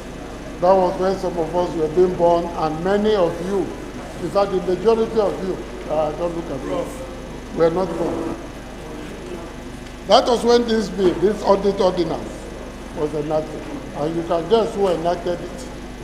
So this is a major attempt to review the new colonial inheritance and to enact the Federal Audit Service Bill and to establish the Federal Audit Service and provide additional powers and functions for the Auditor General of the Federation and establish the Federal Audit Board and for related matters. As it says, the relevant issues are clearly articulated to include the need to comply with provisions of the Constitution, our current Constitution as amended, which was not the case previously, establish the Federal Audit Service, and provide for the auditing of public accounts of the Federation and all offices and costs as provided under the Constitution. I think for me, what is most interesting about this bill, it is provision. Order, please. The leader is speaking. For the independence, impartiality, and effectiveness of the Office of the Federal Audit Service. This is very critical to promote a culture of accountability and adherence to the rules of public expenditure.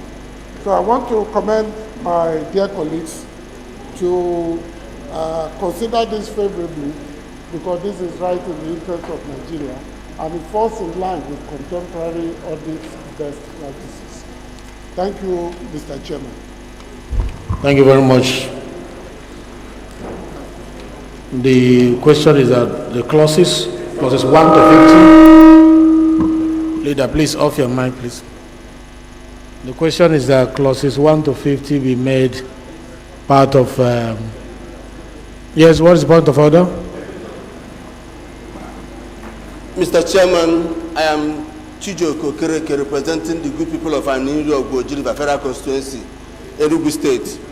Mr. Chairman, I was given voluminous documents in less than 5 minutes ago, and we are carrying all of them. I don't know what we are carrying. I think we should step these things down. We'll go and read it, and then come back next time when we are ready to be able to carry it very well. Thank you, Mr. Chairman.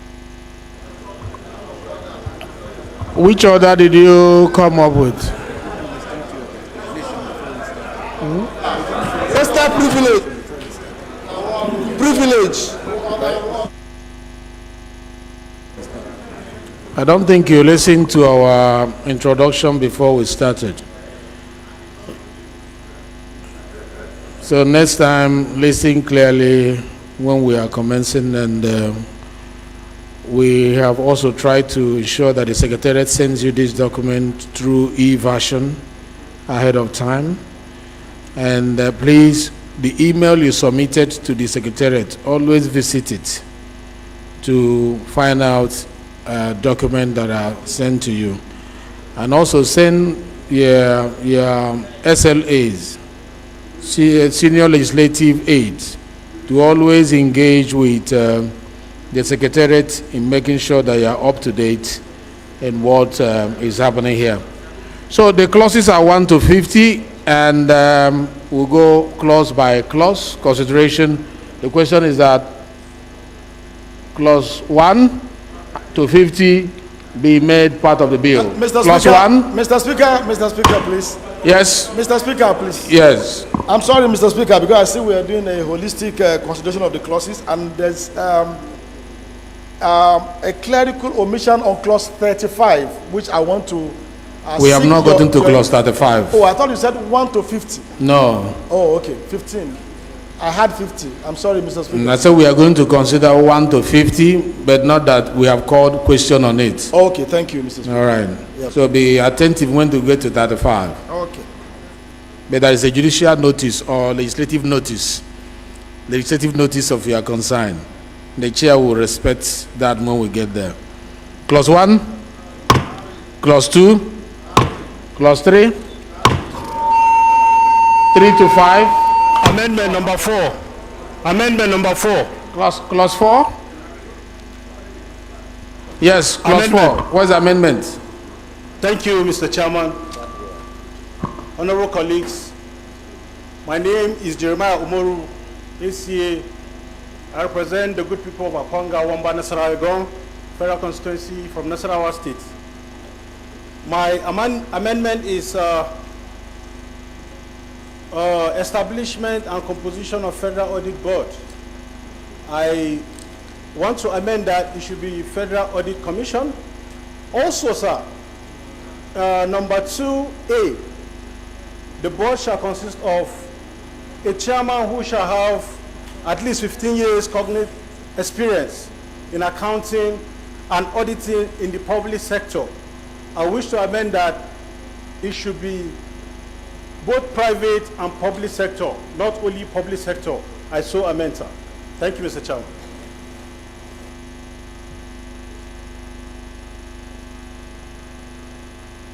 So, combination of private and public sector. Is that what they're saying? Experience? Yes, Mr. Chairman. Let's hear from BOS. Thank you. Thank you, Mr. Speaker. Bamidele Salam, at the north, at the south, at the Federal Constituency of Osun State. Mr. Speaker, I just wanted to make a clarification on the first leg of the... Those in the control room, raise our mic. We want to hear ourselves. A clarification on the first leg of the amendment that my honorable colleague just mentioned on the issue of whether it should be a board or a commission. Mr. Speaker, I just want us to remember that this bill had actually passed through all the legislative processes in the 9th Assembly, with stakeholders making their input into this version that we have today.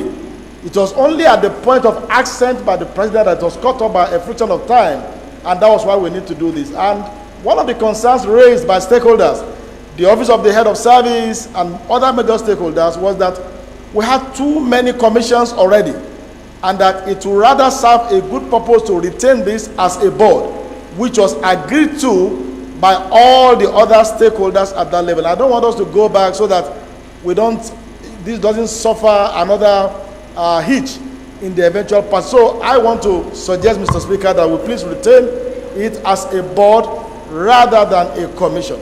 On the other leg, which has to do with public and private, Mr. Speaker, I think it is very good if we can include experienced hands from either of the two sectors to be so appointed in this category. I didn't understand you.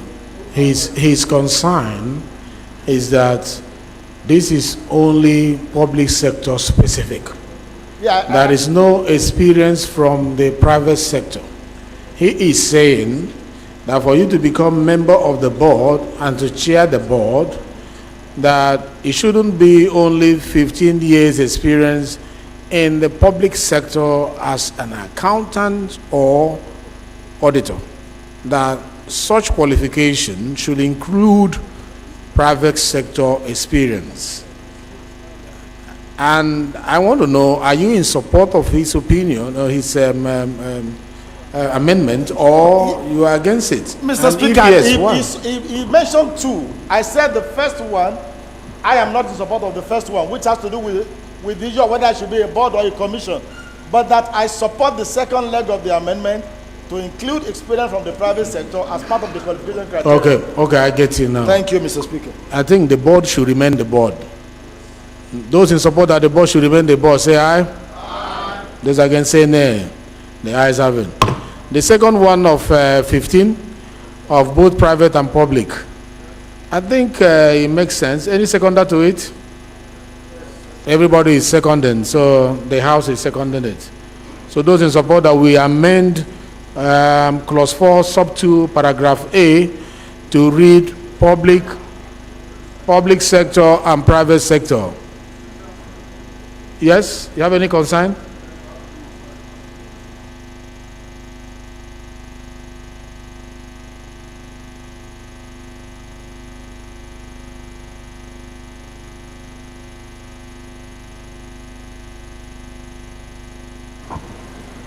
Thank you, Mr. Speaker. My name is Yusuf Ure Baraje from Niger State.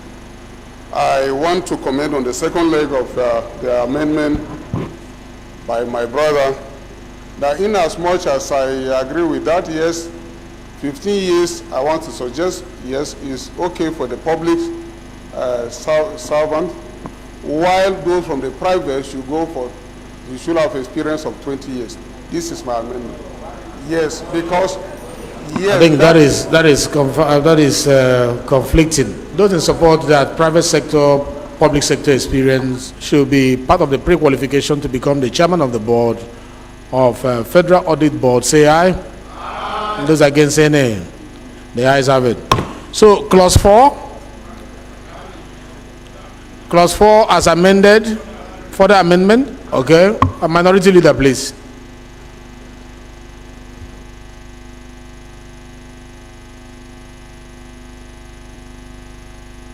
Mr. Speaker, my dear colleagues, it's just a style of drafting to further amend the amendment by saying that the chairman who shall have at least 15 years cognitive experience in accounting and auditing will stop at that point. So we don't need to add whether public or private.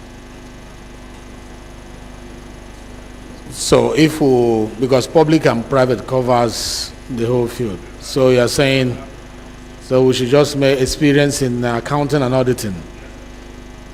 I think that is making a lot of sense. So instead of, since we are embracing public and we're embracing private, so why don't we make it experience in accounting? But the problem there is, what if the experience is now only on private sector of 15 years? And he is coming to handle public sector.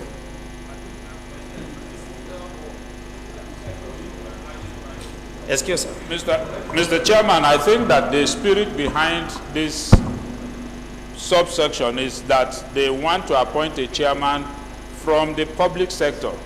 That's just the essence. But if we are now adding private sector, then we have made it open.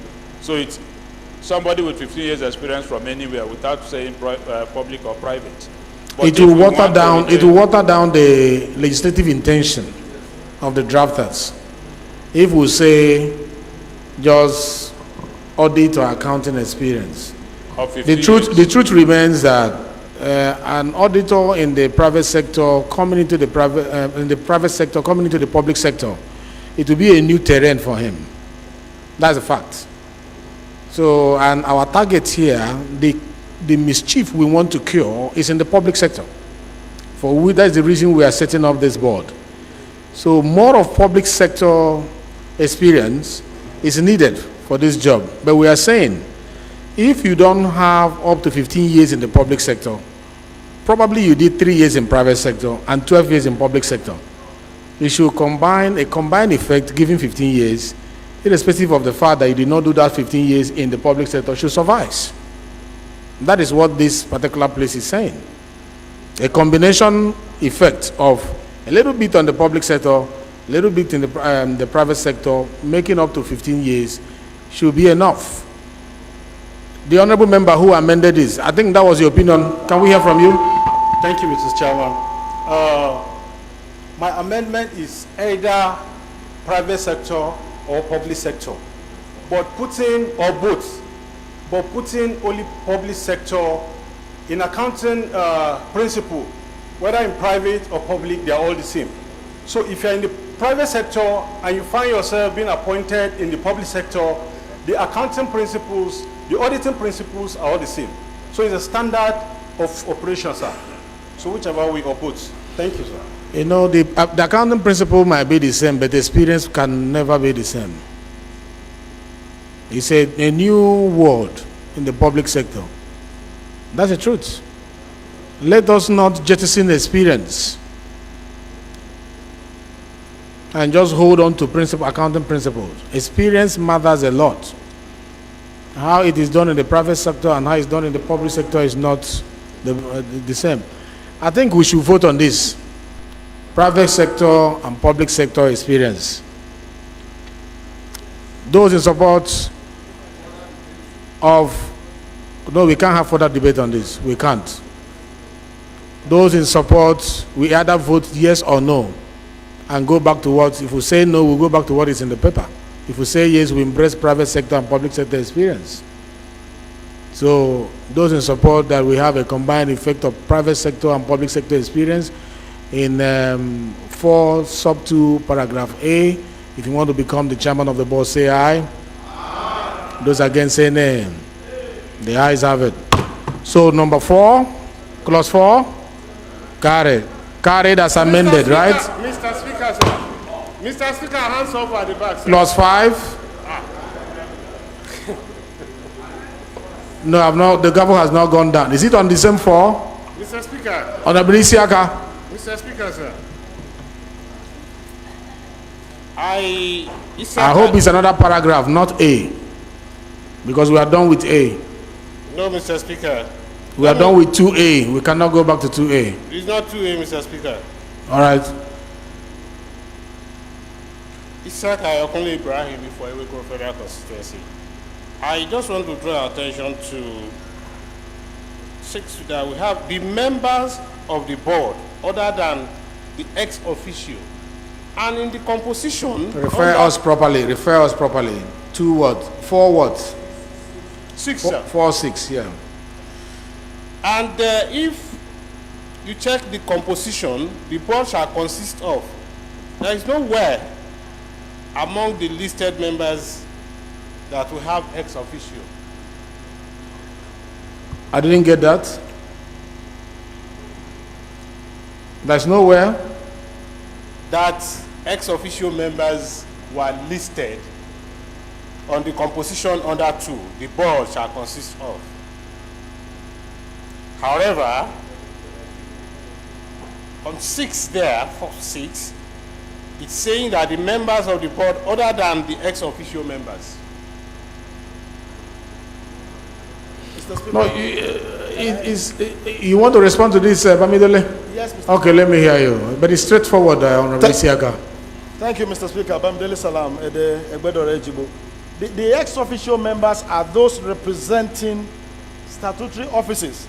Like you can see, there's one person to represent the Institute of Chartered Accountant, one person representing the Federal Civil Service Commission. Those ones will not be appointed by the President. The Federal Civil Service Commission will appoint that person.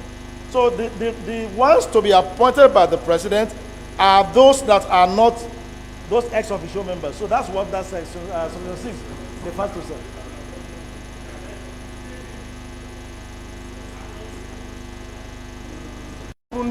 In abeyance by saying this section 4.6 to say other than ex officio when they were not stated.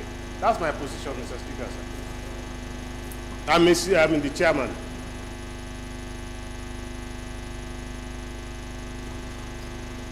I think what he wants us to do is to go to interpretation clause number 49, clause 49, and then there include the definition of ex officio.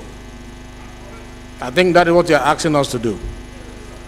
We should define what constitutes the ex officio in clause 49. And when we get to clause 49, Honorable Bamidele Salam kindly provide us a definition for an amendment of clause 49 to be able to incorporate what will be the interpretation of the ex officio as mentioned in clause 4 sub 6.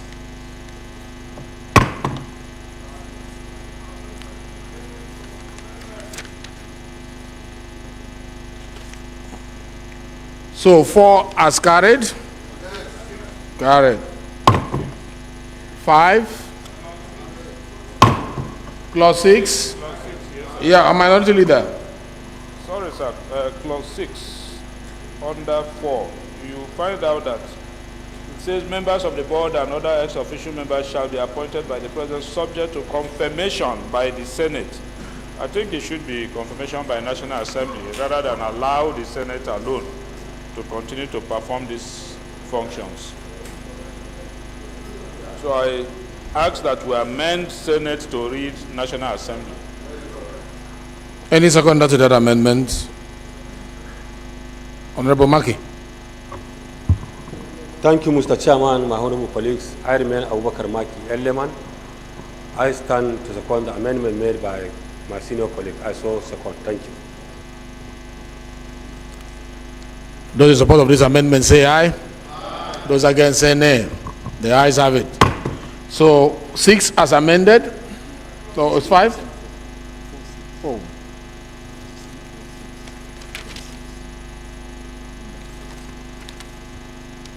Oh yes. 4, 6 as amended have been carried out. Now 4 as amended. Carried. 5. Clause 5. Yeah, Honorable Fulata.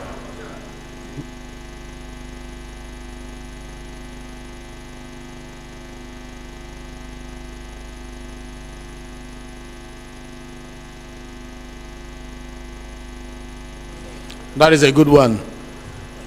Any seconder to that? Gombe speaker before. Mr. Chairman, I stand to second the motion ably moved or amendment proposed by my colleague. I so second. Thank you. So wherever we have Senate, we change it with National Assembly. Those in support of it say aye. Aye. Those against say nay. The ayes have it. So clause 5, carried. Clause 6. Clause 6, yes. Distinguished colleagues, my name's... Just go straight to the amendment. Yes, Mr. Chairman, I had this feeling that we should be able to check the SHs that is normally follow. What are you amending? Mention it and say this is what I'm amending. Don't lead the debate. 6A. For a tenure of 4 years and may be reappointed for another tenure of 4 years and no more. My amendment here is that the board shall hold office for a single tenure of 5 years and no more. Experience, institutional memory is key. Yes, institutional memory is key, but Mr. Speaker, there are always, once it comes to executive positions, and there's room for reappointment, it leaves room for corruption. So if you have a single tenure, whosoever comes on board knows that he's going to serve for a single tenure and be able to present and do his services. You have, in the same executive, you voted for a governor that will serve 2 terms. You voted for president that will serve 2 terms. How can you be this unfair that members of the board or the chairman of the board cannot be so entitled? Well, if it is supported by, if it's seconded, who am I to say no to the House? Any seconder to this? It's not seconded. So 6, 7, 8, 9? 9. Yes, 9. Jaha. Sir, I'm confused with 9B on the qualification of Auditor General to be appointed. That should have at least 15 years cognate experience in auditing with at least 10 years in the service. Which service? It's public service. So okay, so this time around public and private service. No, for this particular position, Auditor General is different from chairman of the board. Okay. professionalism it's expected, experience is expected, institutional memory is expected, so it's in the public service. So can we add public? You want us to qualify it? Yes. So move that will qualify the service to read public service. Okay, I move that the service should be qualified to read public service. Any seconder to that, moved by Honorable Jaha. Honorable Amobi, seconded. Second, the motion moved by Jaha. Honorable Amobi, Yoga.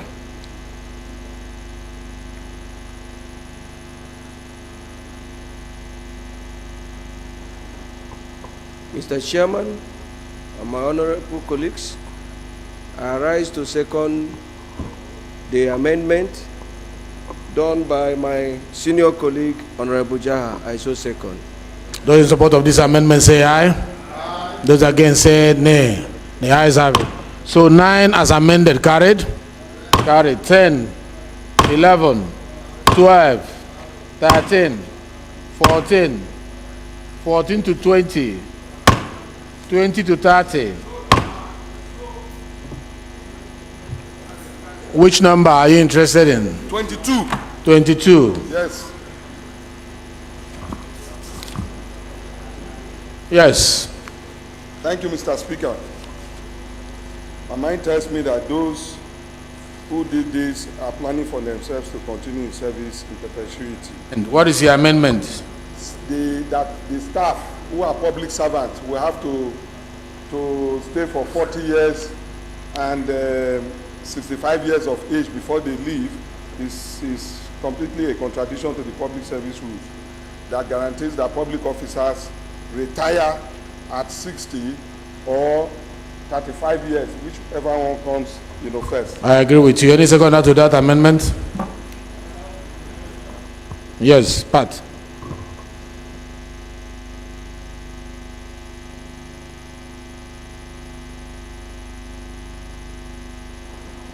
Mr. Chairman, my name is Dr. Patrick Omo. I represent Ikorekpene, Senudim, Burokara Federal Constituency. I'm from Akwa Ibom State. I rise to second the motion ably moved by my friend, my friend. I so second. Those in support of this amendment say aye. Those against say nay. The ayes have it. So 22 as amended. Are we at 22? So 22 will now read. 22-1 will read 60 years instead of 65. Mr. Chairman should go back to 9. And 35 years. Who is putting on his mic? Please put off your mic. And 35 years, whichever one is earlier. We have carried it, right? Attorney, what do you have to say there? What is it? Chairman, my name is Attorney Matthew Nwogu. If we look at that particular section, Speak into your mic so that we can hear you. if you look at that section 22, subsection 2 of it actually deals with subsection 1. Without prejudice to the provision of subsection 1, the public service rules apply. I don't think we should amend that. No, but we cannot state what is outside the existing laws, and then hoping that we'll use section 22, subsection 2 to cure the error committed in section 22, sub 1. It's an illegality. We cannot commit illegality in 22.1 and then come to 22.2 and use it to correct it. So that amendment stands. 22 as amended.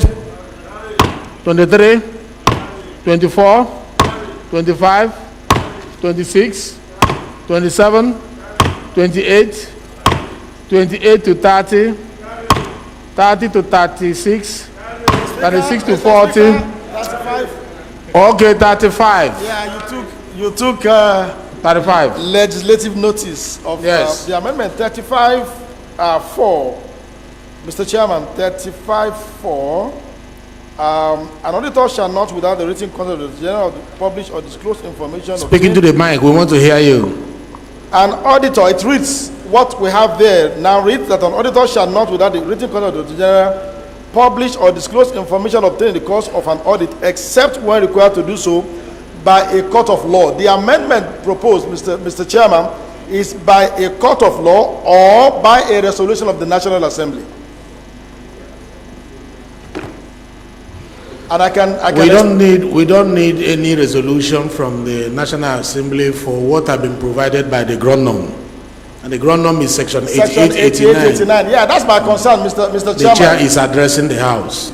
Okay. And the chair must be heard in silence, Honorable Bamidele. I'm sorry, Mr. Chairman, please. Yeah.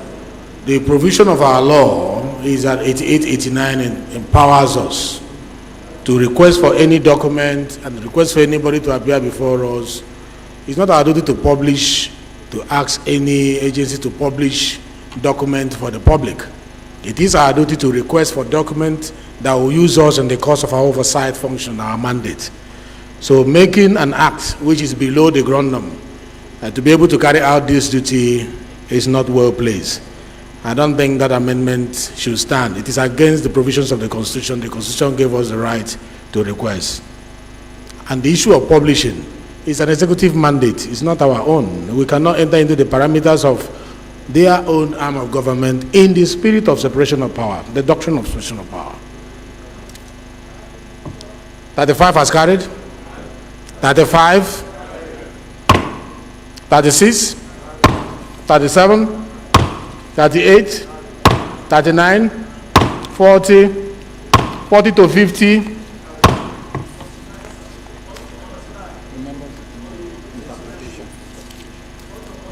Oh, yes.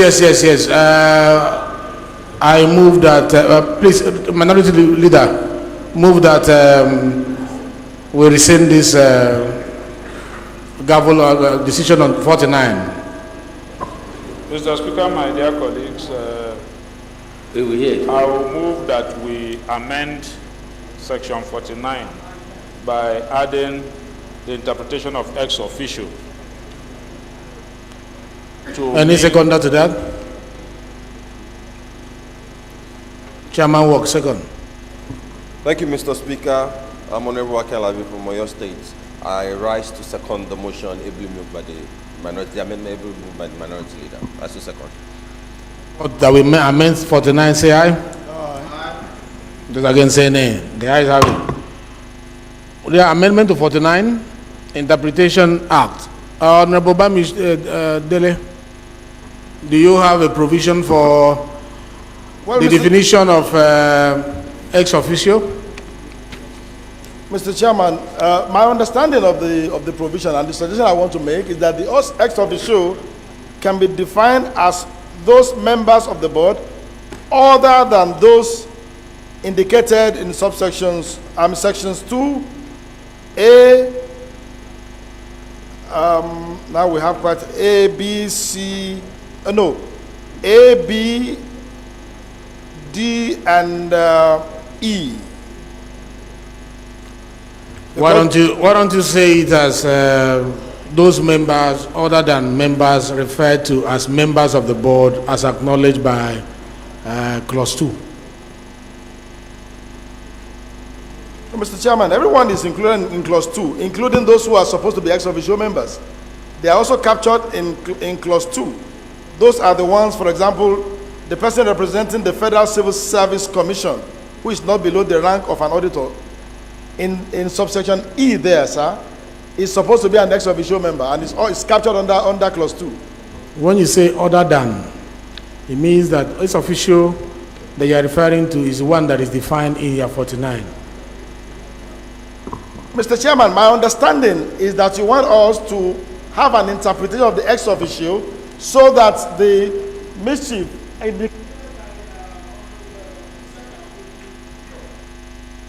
Your microphone, please. Okay, which is the one in 6, which says the member of the board other than the ex officio members shall be appointed by the president.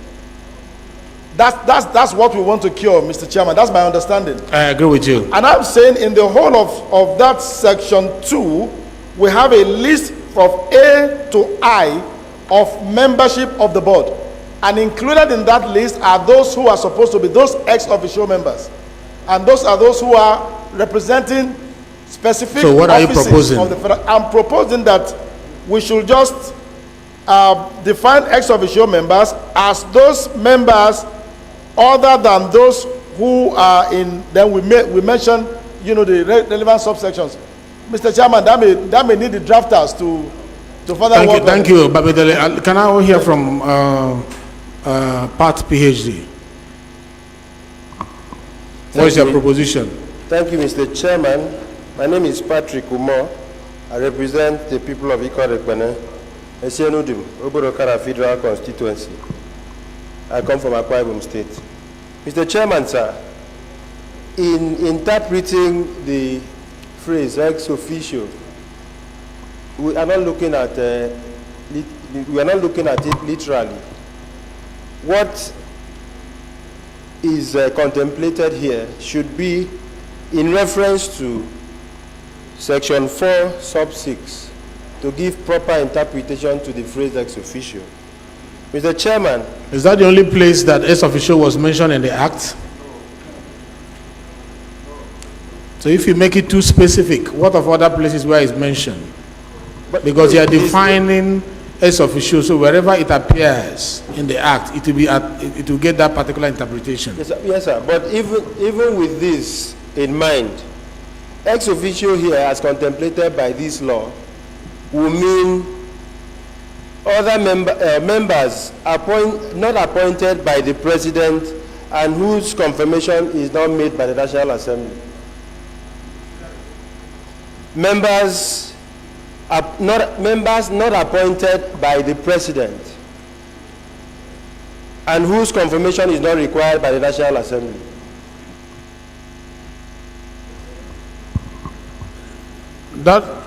Any objection to that?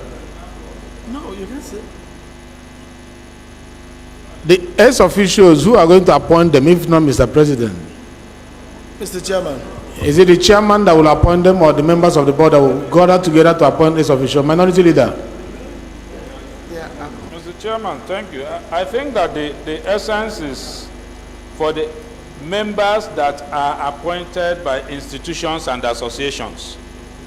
And what we have here are just Chartered Accountants of Nigeria and the Association of National Accountants of Nigeria. These are the two institutions that will nominate their members. It doesn't require president to do so.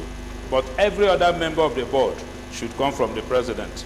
So I think we can just say the interpretation of ex officio are those persons that are representing institutions or associations in the bill. That clears it. And it's the same thing that Patrick was saying, but now well captured. Any seconder to this? Yes, sir. Oma. Go ahead, sir. Yes.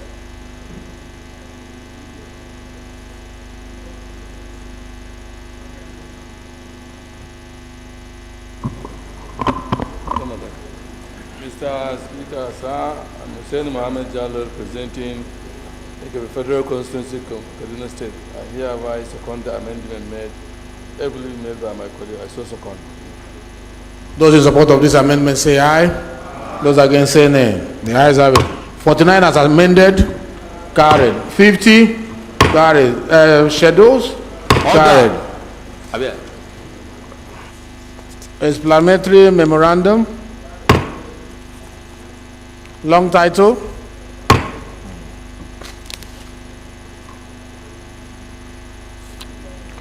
The fourth bill to be considered is for an act to establish Nigerian Peace Corps to facilitate peace, volunteerism, community service, neighborhood watch, and nation building, and for related matters. I invite the leader to give 2 minutes synopsis on this.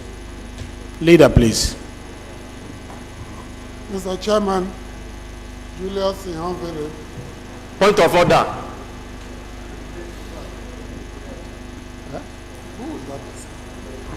What is your point of order? Order 6. My name is Akinlayo Kolawole from Ekiti Electoral Constituency to Ekiti State. Order 6, Rule 2. And I want us to go back to the clause 9. Clause 9A. when the qualification of the person to be appointed as Accountant General of the Federation, we only put bachelor degrees. I want to ask the leadership, sir. Are we saying the HND are not qualified to be Accountant General of the Federation? I don't understand. You are coming under privilege. Yes, sir. Privilege on what? Which privilege have been breached? Which privilege have been breached? That is on you or the house in general? It's on the HND holders. Huh? The privilege of HND holders, the public. No. We have passed. Is it about the law we just passed now? It's about it, sir, because we can't say. No, we have gone. You come via amendment. We've already passed that bill. It has gone. The last gavel has gone. We cannot go back to it. So you come via amendment for us to amend it subsequently. It's okay, sir. Thank you, sir. The fourth bill to be considered is for. Okay, I've invited the chair. You are already standing. Please make it brief. We don't have time. Thank you, Mr. Chairman.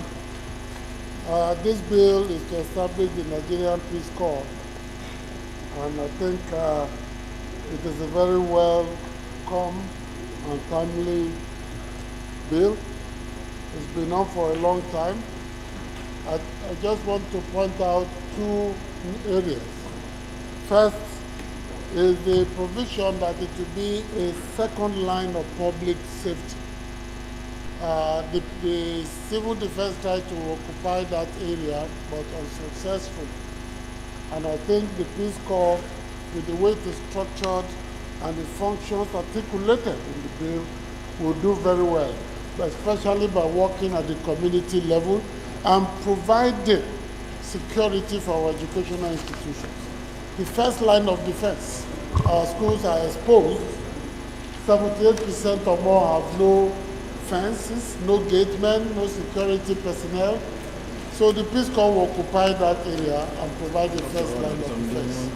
Mr. Chairman, I've been to schools in my former capacity where people hawking drugs and alcohol were roaming the school compound because there was no fence and no security. So among other things, I urge my colleagues to take this seriously. If you Google, you'll find that many countries in the world have used this, and it's to promote this culture of volunteerism.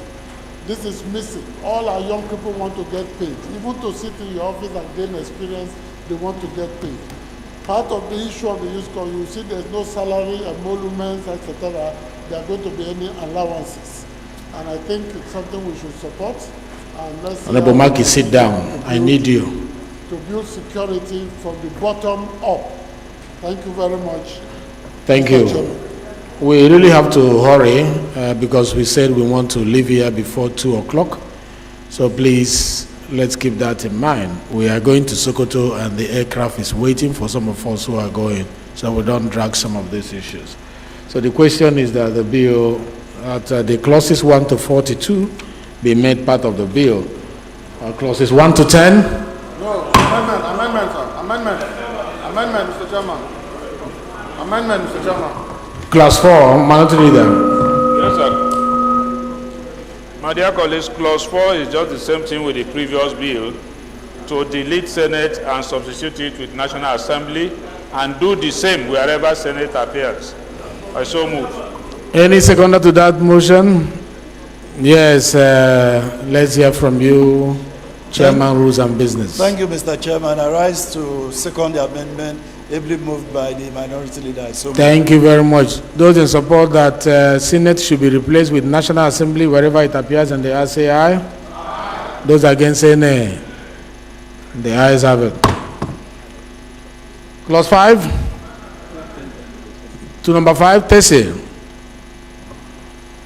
Mr. Chairman, I have an amendment to clause 5.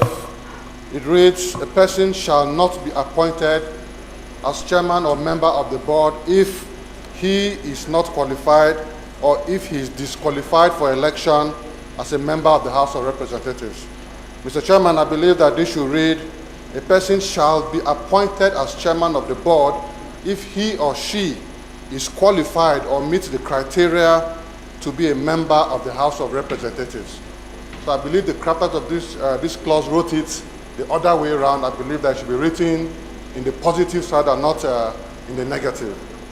And then section B of the same clause states that within the preceding 10 years, he or she has been removed as a member of any of the bodies established by section 153 of the Constitution of the Federal Republic of Nigeria or as a holder of any office on the grounds of misconduct.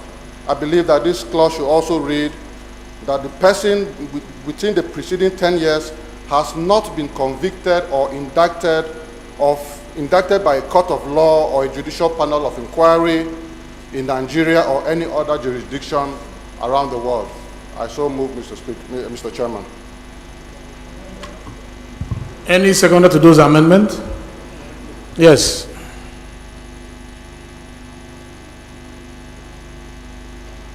Please, before you raise your hand, make sure you have a card so that it's easier. They are not working. Thank you very much. Technical department, please take notes. Thank you very much, Mr. Chairman. Honorable colleagues, I am Honorable Saad Taura by name. I represent the good people of Ringim and Taura. I'm from Jigawa State. I stand to second the motion heavily moved by my colleague. Thank you. Those in support of this motion say aye. Those against say nay. The ayes have it. So it is 5 as carried, as amended, carried. 6, 7, 8, 9, 10, 11, 12, 13, 14, 15. Isiaka amendment on which one? 13, yes? Make it quick, please.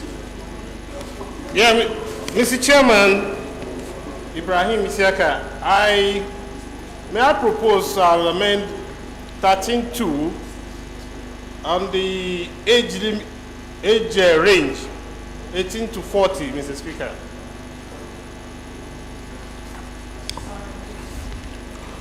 Yeah, he's saying we should move it from 35 to 40.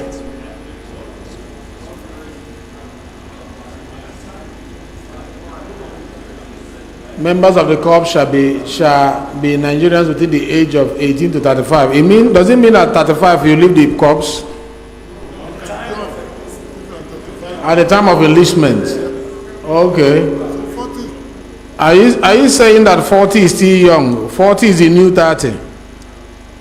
Mr. Speaker, the bill was not specific that is targeted the youth. For the youth bracket is 18 to 35, yeah, which I agree. But adding that 5 years will give those at the 40 range another opportunity to be part of the enlistment. Can I ask when does youthful age end? When do you say you are no longer a youth?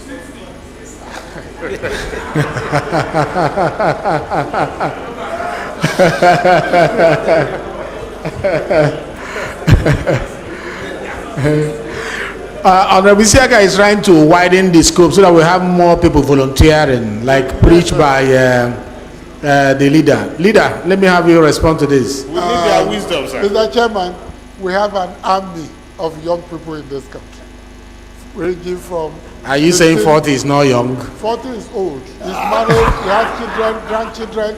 We should not look, I believe we should create something that will enable our young people to come in and grow. When you are 40, you are close to retirement already. So let's not fill this place with people who cannot do the drill, who cannot run. In fact, 35 is the... Yeah, because we are not talking about when you were exiting the corps. We are talking about when you are entering. At 40, entering corps, I think it's too late. So you are ruled out, Honorable Isiaka. The House is saying no to extension from 35. Clause 14, clause 15, 16, 17, 18, 19, 20, 21, 22, 23, 24, 25, 26, 27, 28, 29, 30, 31,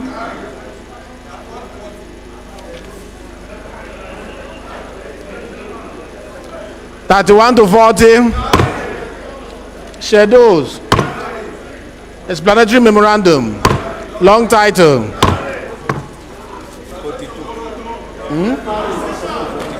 22. Yeah, Gava has gone down. Sorry, 42. 22.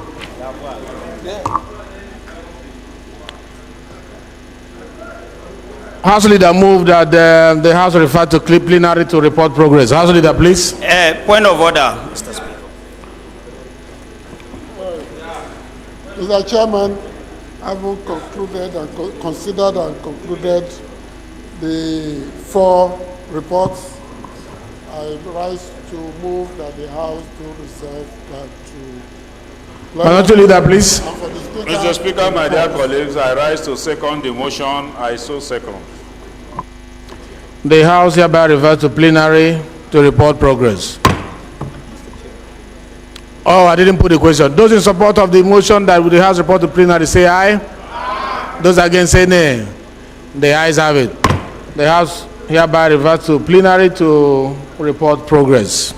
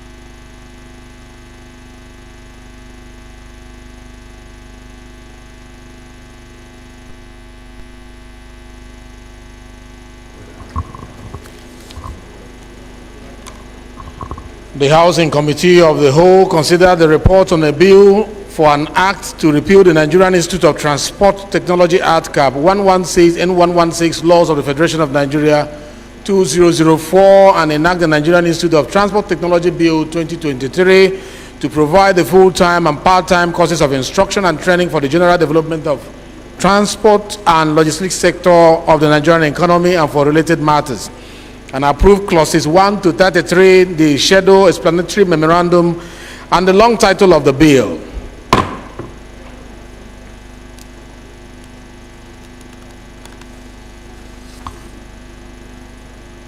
The Housing Committee of the Whole considered a report on a bill for an act to repeal the Administration of Criminal Justice Act 2015 and enact the Administration of Criminal Justice Bill 2023 to, among other things, provide for establishment of Administration of Criminal Justice Monitoring Council for effective and efficient administration of justice in Nigeria. The House approved clauses 1 to 506, the schedules, explanatory memorandum, and the long title of the bill. Honorable colleagues, the House and Committee of the Whole considered a report on a bill for an act to repeal the Audit Ordinance of 1956 and enact the Federal Audit Service Bill 2023 to establish Federal Audit Service, provide additional powers and functions of the Auditor General for the Federation, establish Federal Audit Board and for related matters, and the House considered and approved clauses 1 to 3, clauses 4 as amended, clauses 5 to 8, clause 9 as amended, clauses 10 to 21, clause 22 as amended, clauses 23 to 48, clause 49 as amended, clause 50, the schedules and the long title of the bill. Honorable colleagues, the House in Committee of the Whole considered the report on a bill for an act to establish Nigerian Peace Corps to facilitate peace, volunteerism, community services, neighborhood watch, and nation building and for related matters. And the House considered and approved clauses 1 to 3, clauses 4 and 5 as amended, clauses 6 to 42, the schedule, explanatory memorandum, and the long title of the bill.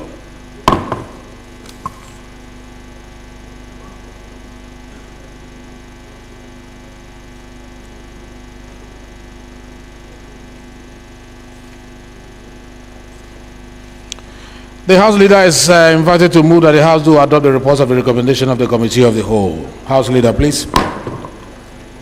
Mr. Speaker, I rise to move that the House do adopt the reports and the recommendations as reported by the Speaker. I so move. Well.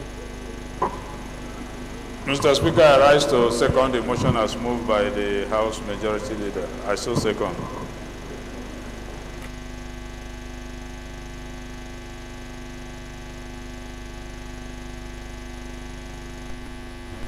Those in support of the motion moved by the Leader of the House say aye. Those against say nay. The ayes have it. Leader, please rise and move that we suspend Order 12 Rule 3 Sub 1 to enable the report that we considered now, which is from 15. Clerk, let me have that list.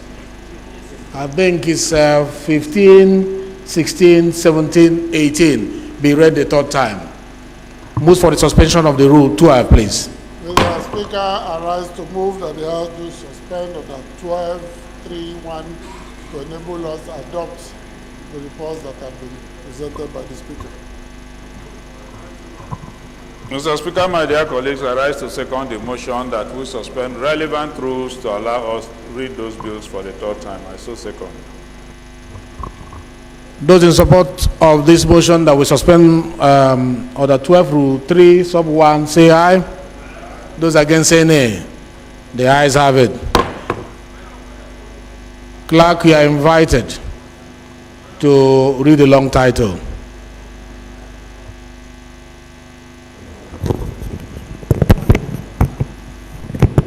Right Honorable Speaker, Honorable Members, a bill for an act to repeal the Nigerian Institute of Transport Technology Act Cap N116 Laws of the Federation of Nigeria 2004 and enact the Nigerian Institute of Transport Technology Bill 2023 to provide for full-time and part-time courses of instruction and training for the general development of transport and logistics sector of the Nigerian economy and for related matters. Third reading.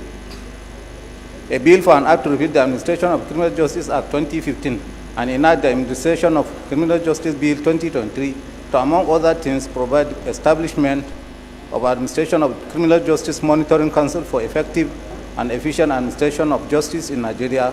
Third reading. A bill for an act to repeal the Audit Ordinance of 1956 and enact the Federal Audit Service Bill 2023 to establish Federal Audit Service, provide additional powers and functions of the Auditor General for the Federation, establish Federal Audit Board and for related matters. Third reading. A bill for an act to establish Nigerian Peace Corps to facilitate peace, volunteerism, community services, neighborhood watch, and nation building and for related matters. Third reading.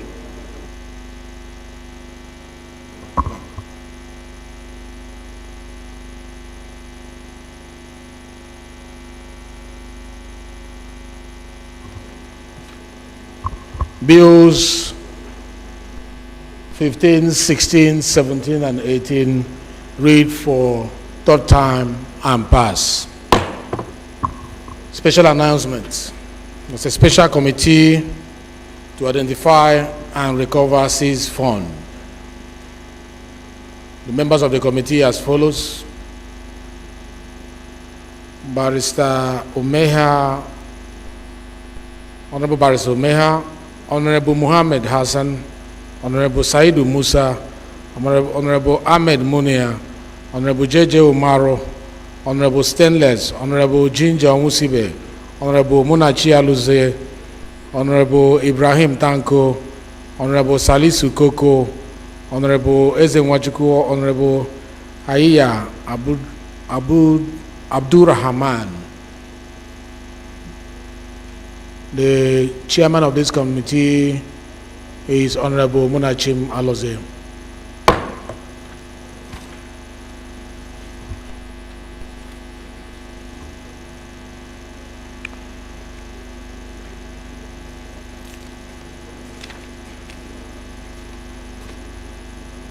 Honorable members, I want to thank you today for working with the chair, working with the leadership of the House throughout this week. Your participation has been robust, and I commend you for your effort towards nation building. We cannot get it better than this. Every day you are improving in your various interventions to make Nigeria great. I commend the leadership. I commend the Speaker who has been on his toes outside the country, representing Nigeria and making the nation proud and letting the world know what we are doing with climate change and other matters. I wish you a happy weekend, and we hope to see you next week. Leader, kindly move that this House adjourn till next week, Tuesday, same time, 11 o'clock. Mr. Speaker, thank you very much. Having exhausted all items on the order paper for today, I rise to move that the House do adjourn to next week, Tuesday, 11 a.m. from same venue. I so move. Members of Selection Committee, after now, get in touch with the clerk of the House, who happen to be the clerk of that committee. He has something to inform you. Minority Leader, second, please. Mr. Speaker, my dear colleagues, I rise to second the motion moved by the House Majority Leader. I so second.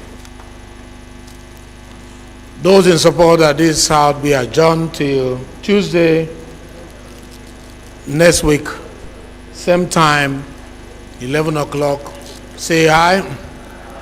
Those against, say nay. You want to stay here? Those in support of the motion that they have be adjourned till next week, Tuesday, say aye. Those against, say nay. The ayes have it.